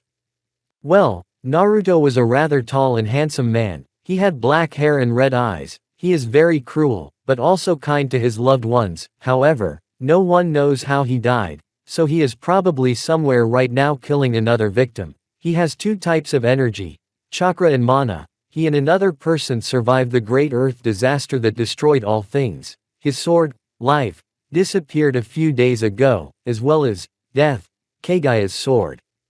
Kagaya was the complete opposite of Naruto, white hair, blue eyes, attractive figure and cute face, an icon, in a word. She is the second person who survived the great catastrophe. Just like Naruto, she has two types of energy, but she is kind to everyone, though not always. Grandfather was saying to the boy. Grandfather, isn't that them? The boy pointed his little finger out the window, at the two young men and a girl walking between the white-haired, blue-eyed girl, who had the same facial features described, and the black-haired boy, whose red eyes were so intimidating. They are definitely Naruto Namikaze and Kagaya Utsutsuki, later Namikaze too. Shouted the grandfather, taking his grandson in his arms, and then, he ran out of the house and ran after the three people. The red-haired girl could be Naruto's daughter, but not Kagaya's. No, it couldn't be, maybe the other way around. No, also rejected. Pondered the old man. He reached the trio and took the black-haired one by the shoulder. Honorable Namikaze, I have been waiting for your appearance. The old man smiled and knelt before them. Allow me to ask you a question. Is this your daughter? The old man asked, looking at Yumi. No, this is the younger sister. Naruto replied. How did you realize that I am also Namikaze? Looked the old man, surprised by the girl. You underestimate the abilities of your own faction, Kagaya-sama. The old man smiled. Hanagram, I didn't think our faction still existed. Naruto was surprised. Yes, since 1239 years, we have existed. He smiled at his grandfather. How many people are there in Hanagram now? Kagaya asked. 10. Answered the old man. What level are you at? Asked Naruto. In rank M, 3rd level, absolutely everything.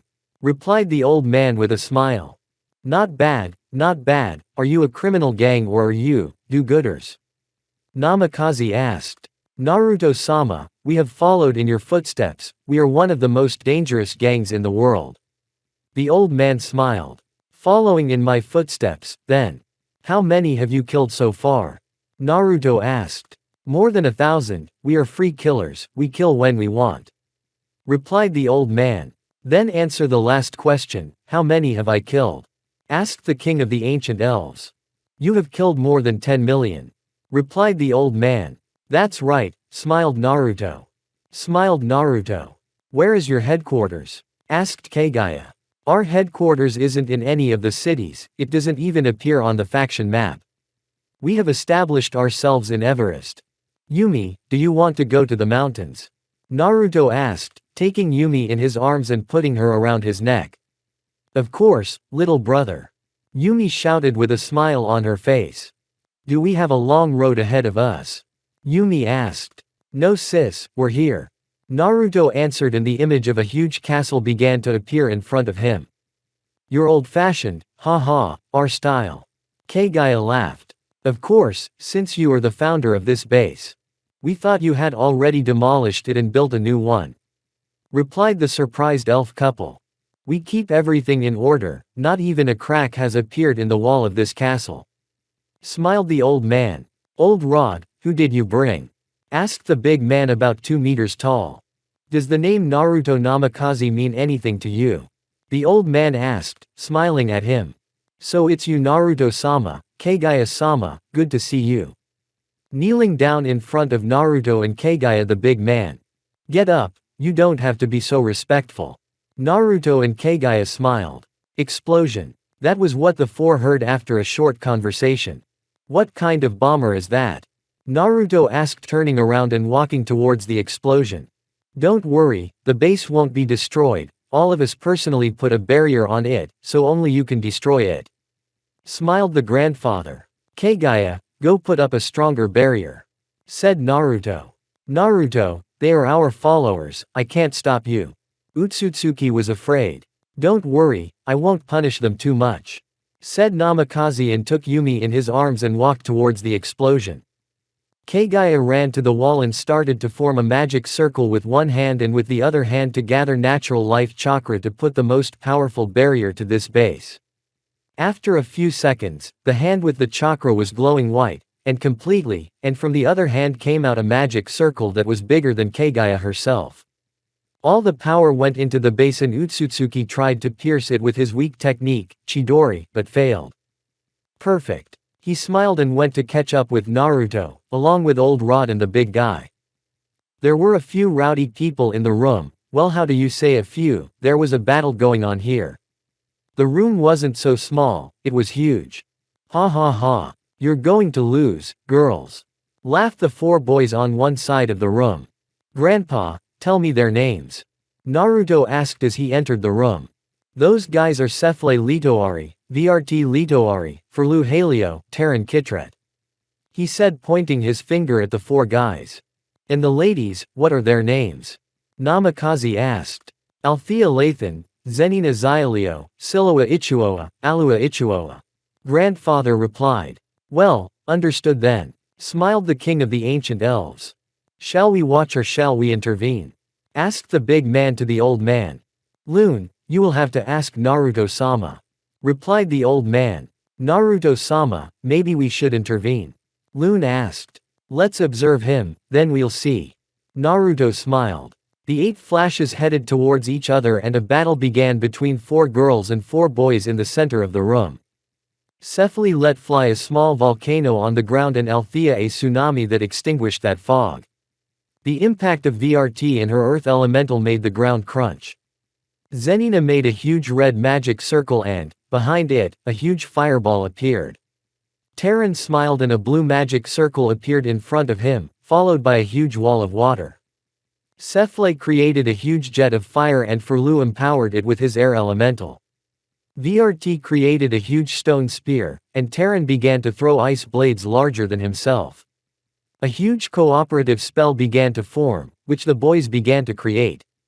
The opposite gender team repeated the same, but Zenina created waves of water, Althea created a tsunami of fire, Siloa created blades of poison and finally Alua, the most resourceful of them all, created 2 spells at once, lava rocks and an arrow of darkness that exceeded 4 meters. The spells flew towards each other. One guy put on a faceless mask and appeared in the center of the storm.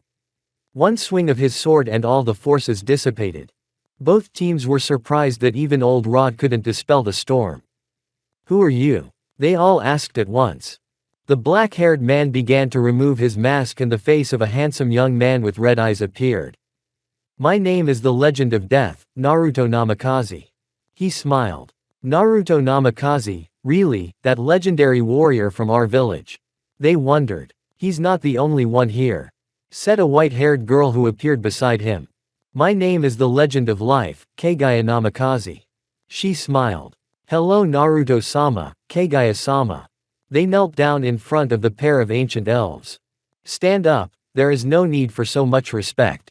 Naruto said for the second time that day. Naruto-sama, how did you manage to survive? Asked the Hanagram fighters.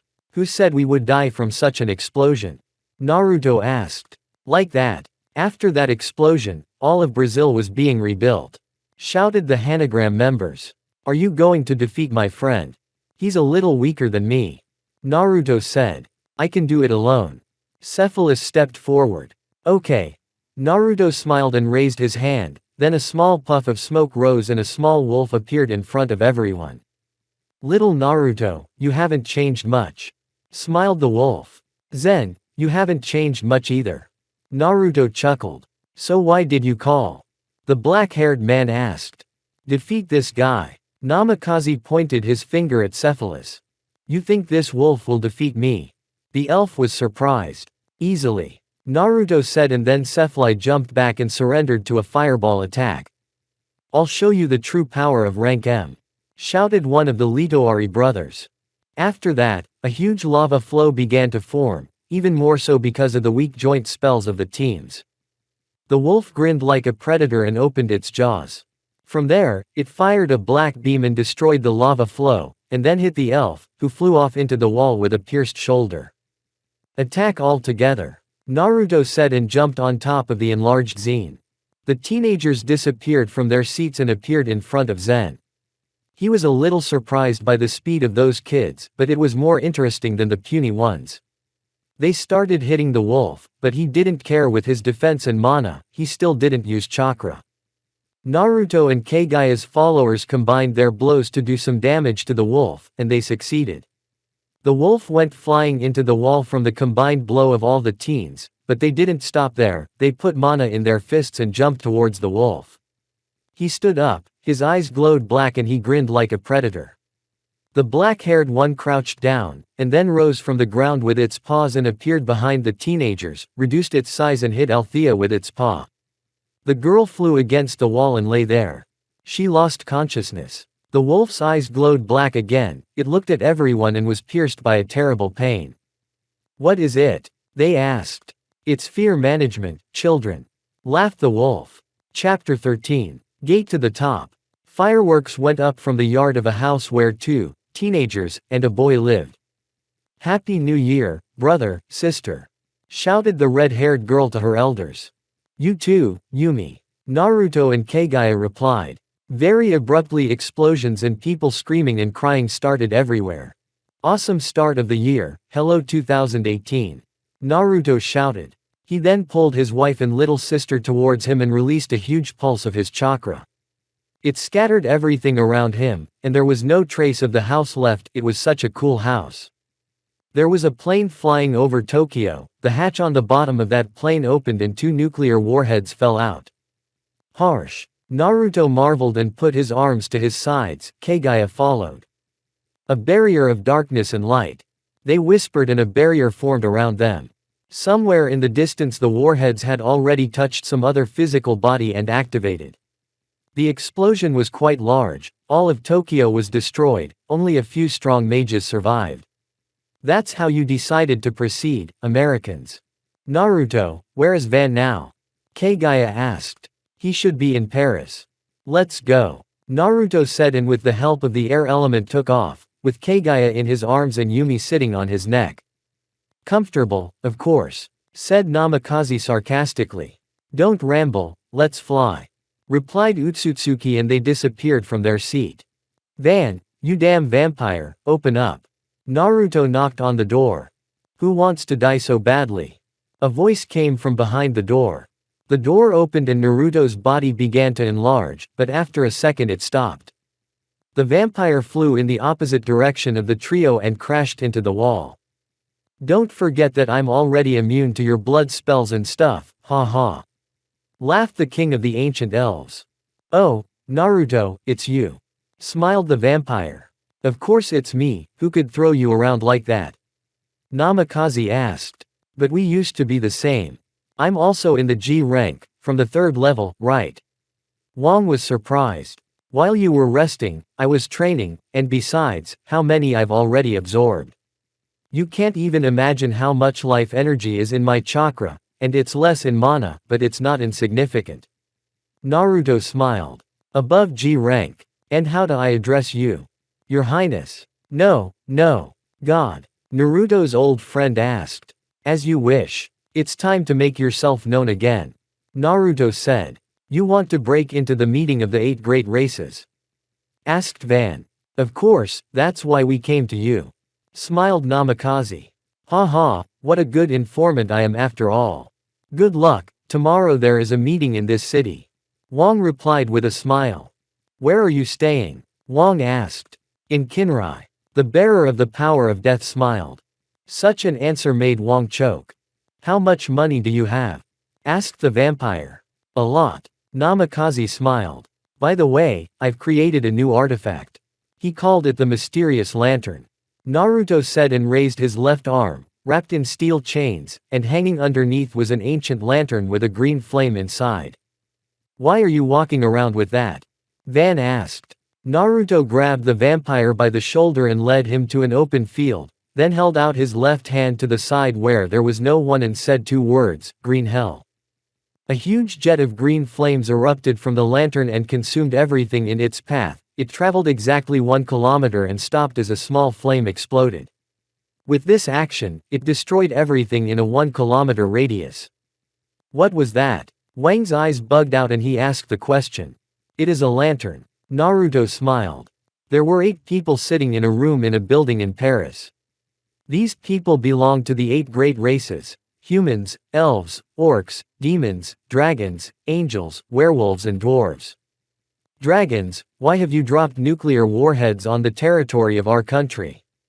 Asked the representative of the elves. Don't you understand? We want war. said a man with scales and a tail and very sharp claws. They were dragons in their human form. Elves and dragons. We have not come here to settle personal scores. The world is threatened by dungeons and monsters, shouted the representatives of the major races. We apologize, replied the two representatives. We are all M ranks now, and you are behaving like children, said the demon representative. Juman, shut your mouth, shouted the representative of the angels, who was Nina. You look like a few hundred, but you are behaving like children. Hannah, the werewolf representative, smiled. Laura, how are you doing in Africa? Laughed the dragon representative, Sand. If our 6 titans were alive, they would have killed you a long time ago. The human spokeswoman got angry. Varric, start the meeting. Hiyu said calmly. Wait, why are you starting without us?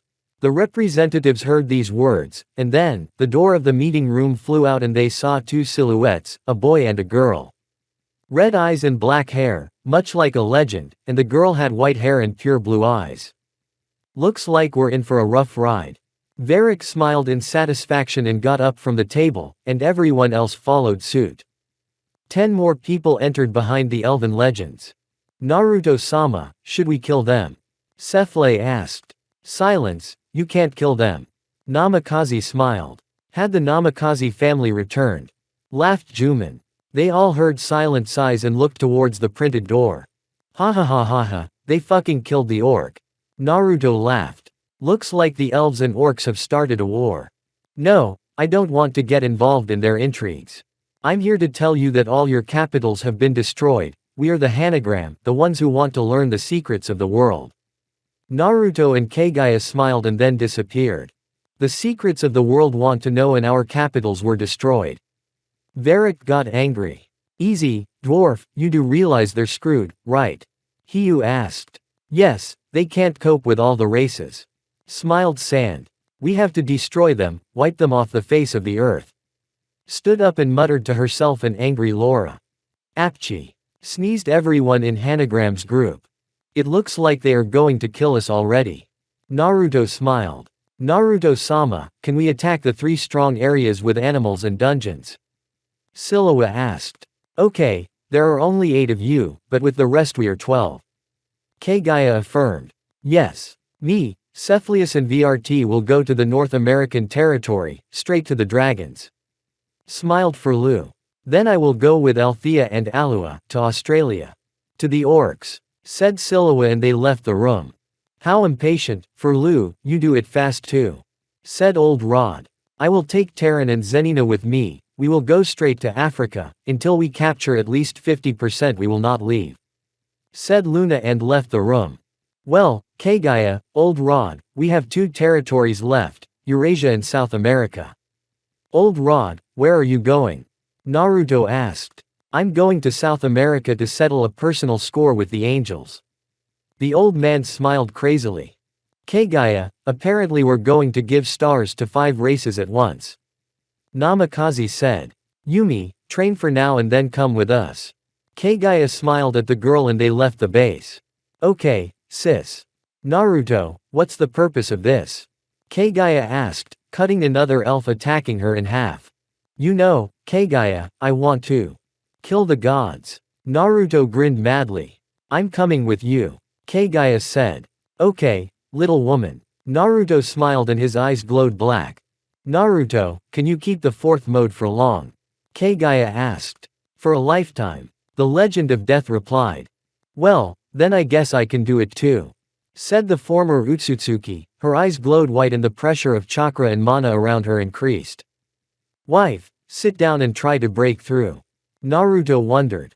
Kagaya followed her husband's instructions and in a few hours everything was ready. Now there were 2 people in the world beyond G rank, but a few minutes later they saw a few more different colored lightning bolts in the sky. Haha, the little ones had also broken through, but really in G rank. Naruto laughed. Naruto, is it normal for them to have broken through faster than us in the past? Asked Kagaya. I think it's because we can take out a few dozen enemies equal to our rank, or if the rank is lower, a few tens of thousands. Naruto replied. Maybe you're right, said the heiress of the Utsutsuki clan. Naruto, actually, I am pregnant, smiled Kagaya. Yeah. How far along are you? Wondered Naruto. 2 weeks. Namikaze smiled again. I'm going to be a father soon, haha. The boy rejoiced. I wonder what our son will be like. Kagaya wondered. I'm sure he'll be as handsome as me. Laughed Namikaze. What if it's a girl? Utsutsuki's ex asked. You know who she will look like. Replied the boy. Legends, surrender, we are all G rank. Said Juman, next to whom were the other 8 representatives of the great races. Sorry guys, but we have to go over there. Naruto raised a finger and pointed upwards, smiling as he did so.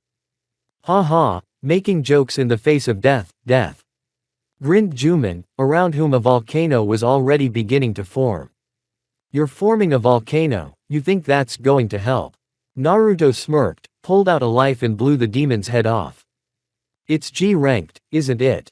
Yes, it is. The others stared in horror at Juman's falling head. He simply underestimated his enemy. Naruto smiled and started walking towards them. The elf lord formed 2 blood lightning swords and lashed out at Naruto. They engaged in close combat and fought quite hard considering all the rocks that were no longer on Mt. Everest. The other 6 lords did not stand still and the dragon lord took his true dragon form. The lizard was black in color with large wings, it spat flames, but when they dissipated they all saw the unharmed Naruto standing with his arm outstretched in front of him releasing chakra. The elf lord on the other hand bounced away from his enemy with a serious wound, in the form of a puncture in the solar plexus. Nina, don't treat me, nobody survives such a wound. Hiyu smiled and closed her eyes. After all, we were allies for a while. Nina smiled and spread her angel wings. Now we won't stand around and watch. She said, drew her bow and started shooting at the Naruto who was standing calmly, while the boy stood defending himself from the light arrows. Who knew you would come to us, Keys? Naruto was surprised, launching himself into the air and flying straight towards Hana. The werewolf woman took her true form, that of a bear, and the furious roar of the beast was heard all around her. You managed to block my attack, strong legs. Namikaze was surprised to see the werewolf's bloody paws. After all, it had only been one attack. It lunged at her again, but the rest of the werewolves lunged at her and erected a barrier that, luckily for them, didn't collapse with a single blow, but after the 10th, it disappeared. Laura, Varric, Sand, Nina, I think I'll leave you alone. Smiled Hana. Really? Nina was surprised, having healed Hana. My little one, let's go. Okay, Kagaya. Black and white lightning bolts formed on the pair's hands and they looked smiling at their opponents. It's time for you to die, Keys. Naruto said and together with his wife pushed through the air, they went through another barrier of representatives, but this time no one but Nina survived. You are a survivor, Angel. Said Kagaya watching as Nina tried to get up. There was nothing left of the reps' bodies, and a skinned Nina took the least damage thanks to her defenses and the other reps being in front of her. Someday you'll get to the bottom of this, She spat blood and lost her head at the hands of death. Brother, little sister, what is this? Yumi was horrified and watched as Naruto and Kagaya, completely covered in blood, stared at her. It's what you thought it was. They're all dead, the portal upstairs is open. Now there's one last part left. Go through it, using the sacrifice of the last-born vampire. Yumi, I'm sorry. Naruto said, pulled out a dagger and stabbed his little sister in the heart. Brother, little sister, I will haunt you for the rest of your wanderings. Said Yumi closing her amber eyes that were slowly fading. The path to the gods is open. Chapter 14. Joking with strangers is not good. A yellow light pierced the skies, signifying the entrance to the world of the gods, Katakurumi. In one of the 3 palaces of this world, the palace of blood that belonged to the scarlet goddess, Emma, who is also called the goddess of blood, but that is not the point now. Anyway, there was chaos in this palace of hers, because someone alien had entered the world of the gods and the first defense structure was just this palace of blood, because these 2 objects could be the ones who came for the heads of the gods. The guardians of the blood goddess were consumed with fear, but Enna herself sat calmly, because she knew she was a goddess and was in no danger with her abilities. Calm down everyone. Emma stood up from her chair and slammed the table down hard. All the blood guardians fell silent and looked at their mistress. From Jigokudai came an order. Jigokudai is the goddess of death, said Emma. Mistress, what is it? Is it really necessary to kill these intruders? Asked one of the guards. Not really. We only need to kill one of these two. The older one even sent information about them, and yes, these two are strangers. What interesting skills, even I'm not sure I can handle two of them at once. Emma looked at the goddess of death's letter in surprise. I think we will be able to accomplish this task, but you still have to back us up, it's a little scary. Said the guardians. Okay, I'll keep watch not too far away. Said Emma. Kagaya, I want to adapt to this world, can you wait a few hours? Naruto asked. Of course I can, I don't think anyone will attack us. The girl smiled and began to see how the energy of Naruto's body was leaving and little by little he was falling asleep. What can you do, boring? Kagaya-san, how should I tell you, but Naruto, she herself went into hibernation for several decades due to the strength of the energy in the area. That's how I was lucky enough to hear that you were about to be killed. People of the Blood Temple. Blood Temple. Kagaya asked the question. Yes, the Blood Temple. One of the three temples of the God world, the temple of the goddess of blood, Emma. The first goddess Naruto wants to kill is herself. The second is the goddess of fate, her name you don't need to know yet, as well as the name of the last goddess, the goddess of death, a perfect being. And who are you? Kagaya asked. You don't need to know me, the main thing is that I help you. Why are you helping me? Wondered the white-haired girl. You don't need to know either. Why are you hiding like that? Ma'am, an unidentified object is wandering near Kagaya, do you want me to kill it? One of the guardians asked. No. What will you do if it's Naruto and the one sitting under the tree is an illusion? Emma asked. You're right, we have to think things through. Tell me, guardians, why did I only become a blood goddess, why? Why does everything always go to her? Am I not like her? Emma shouted. Overlord, it's just that this Jigokudai girl is lucky, originally she wasn't even a goddess, just an ordinary mortal, and now it turns out she has the power of perfection. I hate her. Do you think if we team up with Mikuro we can defeat Jigokudai? Emma asked. We don't stand a chance. Why not? She is the perfect god, she has surpassed all other gods and has become the one at the top of this world, her power is equal to 5 other gods. So you need 5 gods, and there are only 2, because the others are dead. Or you need to find someone stronger than Jigokudai herself. There is no such person. What an interesting fate this mortal has, quite interesting. I don't like my fate with him, but I'll have to, because I hate it. Guardians. Yes, my lady. We travel to see a mortal. Mikuro-sama, which mortal might interest you? Well, all I have to do is to sacrifice myself for him. Mikuro-sama replied. Do what? Mikuro-sama. Why? I hate Jigokudai, only he can kill her. Replied the goddess of destiny. There is no man who can defeat even you. I agree with you, he can't even defeat me, the weakest of the gods, but there is something in him that has not yet been revealed. Said the weakest of the gods. So we must obey him. It seems so. Soon he will be a guardian. Naruto had been meditating for several years, and still no result appeared. Inside his world he felt someone approaching, but he thought it was Kagaya and didn't pay much attention to her. The boy felt a touch and did not realize what was happening. He began to be sucked out of his inner world. He immediately prepared to fight, but as he finished this ritual, he saw a rather young blue-haired girl in front of him. Hello Naruto-kun, my name is Mikuro, I am the goddess of destiny. I have come to see you to talk to you about your destiny. And what's wrong with my destiny that the goddess of destiny herself has come to see me? Naruto asked in surprise. This is the way it is.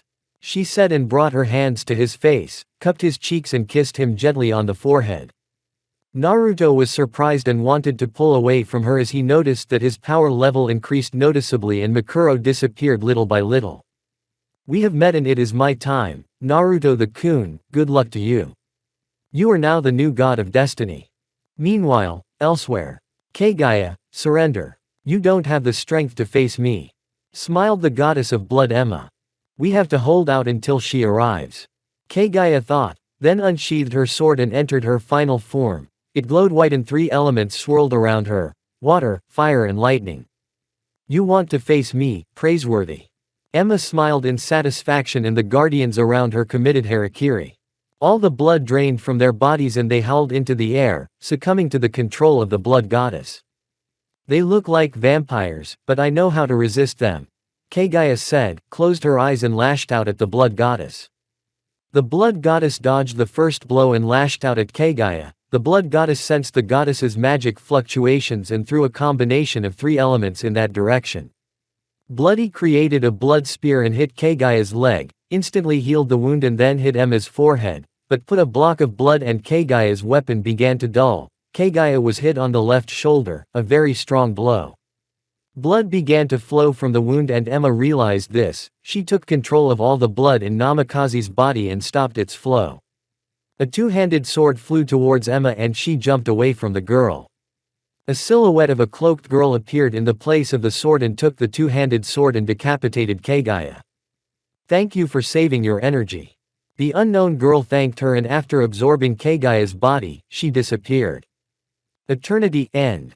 The new god of fate woke up in a cold sweat at the sight of his possible fate and began to ponder how he could change it. But after all he realized, tears began to stream down his cheeks as he realized he had lost the person he loved the most, Kaguya. I will have my revenge. Naruto said. Fate. Hello, something. Jigokudai. With flashes of anger in his eyes, Naruto said. Naruto, are you here yet? He smiled at the goddess of death. I'll avenge Kaguya's murder, whatever it takes. Naruto said, pulling out from his sheaths 2 swords, whose name was Life and Death. Do you want to kill me with their weapon? Well, I'll show you the difference between our powers. I also became a god, so there's no difference. Let's see. After the goddess's words, corpses of people began to appear from the ground, then everyone's eyes began to open and they began to attack Naruto. What a bunch of trash. Naruto thought as he watched warriors he had fought before, as well as friends, companions and those he cared about in some way, appear from the ground. Unfortunately, because Kaguya destroyed her soul, I won't be able to resurrect her, but I think the moral damage has been done. Jigokudai smiled. You're not playing fair. If I had the same ability then we'd talk. Although, I don't even know if you have people close to you. Naruto wondered. You commit suicide and then resurrect against me. It doesn't work like that, then. The goddess of death waved her hand at Naruto and the army of death headed in his direction. I realize they are all dead, but this is too horrible. Naruto said and began to be engulfed by lightning, fire and wind. An army superior to all the other armies Naruto was fighting began to advance on Naruto. He flew through the crowd, receiving small scratches from weapons piercing through the lightning cover and its other elements. Some special warrior hit the red-haired man with his fist, sending him flying and crashing into a wall, after which a girl shot him with a cannon, which was backed up by Napoleon's entire army and Naruto was under constant fire. Seeing the same special warrior flying towards him, who had sealed him against the wall, Namikaze quickly went to his back and decapitated him, but he crumbled and began to rise from the ground again. The Eternal Army? He asked the goddess of death. I don't know. She replied with a mocking smile. It was stupid to ask. She mumbled as she fought another warrior, and then she got tired of all the fiddling and went into eternal death mode. 2 black horns appeared on his forehead and an aura of death began to swirl around Naruto, killing anyone who came within its reach, but those caught in the aura would not be resurrected.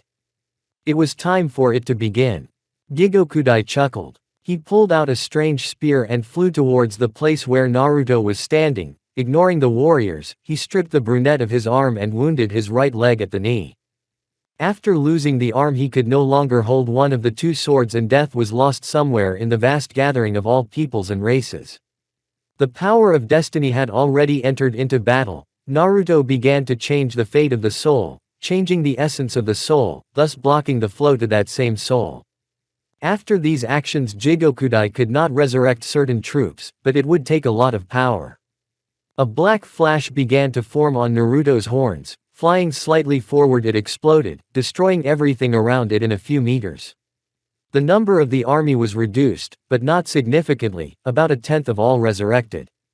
Some of the warriors who had earlier smashed Naruto against the wall appeared at his side, and this surprised him, for he had changed the soul essence in a large number of them, but they did not finish and new ones arrived. They united in a large mass and with one blow sent the elf to the other end of the army.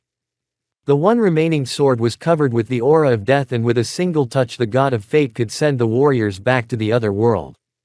But it wasn't long before the armies of many warlords arrived and began to crush Naruto, inflicting many wounds that normal warriors could not inflict before. Naruto entered the ultimate stage of death and destroyed an army, but there were also more than 100 armies left, which were united into a very large group, which can be called Legion. A black lightning struck at the epicenter of all the events, taking a large number of troops to the other world. Naruto found himself in the center of the battle, exhausted and surrounded by many souls heading to the other world. But the battle was not yet over, and there was Jigokudai with many warlords, and there was Lihar. With the supreme cry of elvish lightning, the master struck his pupil, punching him in the stomach, but he also lost his second life. The whole army began to disappear, and the goddess of death appeared a few meters away from Naruto. Second fate. Naruto whispered in a very low voice. The second fate was a spell that could be used only once, by which the user was resurrected moments before his death, looking for all the ways to change his fate, but it didn't always work and the users died for the same reason as the first time, without thinking of a way to avoid his death. You see, Naruto. The goddess of death began to speak, sitting on a rock next to a red-eyed boy whose body was a bit deteriorated. With no legs and an arm through his stomach. Ahem. These are the last words he had to say before he died. The true elf asked with a smile and pain in his eyes. You could say that, bunny. Smiled the girl. Then tell me, don't drag it out or I'll die without hearing your words. Said the brunette. Nothing, I'll be able to resurrect, I'm not perfect for nothing. Okay, I'm talking. I looked up to you from Katakurumi, I admired you despite being the goddess of death and the one who has the world under her control. If you only knew how my heart pricked when I saw the tenderness with which you treated that Kagaya, and finally, when you arrived, I decided to kill her. I ordered Emma to kill your lover, and that, Naruto, was because I was jealous of her. Naruto, I love you. Said the goddess of death, but Naruto could no longer hear her words. Fate. Now I have a suggestion on how to change my destiny. Naruto came to fight Jigokudai, the same scenario where he lost to the goddess but there were no words. Second fate, instead he laid down and finished listening to what she said. Thank you for your time. Naruto thanked her, getting up on his legs and arm. His stomach also recovered and 2 swords were already in his hands. What are you? The goddess asked. You're welcome, elf. Naruto did what Jigokudai did not expect. He removed her arm, an action she thought impossible since he was an absolute being. Surprised? Asked Namikaze. Yes, she replied. Energy began to build up at the end of the goddess' spear, and then the spear began to glow and show its true power. Several laser beams instantly destroyed the surroundings, but Naruto didn't have time to react and was hollowed out, but he recovered under the absolute death mode, and using all his strength, he used his blades to break through the girl's barrier and charged his weapon from both sides of her head. Naruto rejoiced in his victory and sat on the throne behind the one who had just been defeated. Unaware of the effects of the throne, he fell asleep, an eternal sleep. Now he could only wake up when there was a threat to the world or to his body, but the goddess had recovered. She is the goddess of death for a reason. Slowly she approached Naruto and sat on his lap. From this moment on she would not let anyone disturb her sleep the second way, through the threat of the body.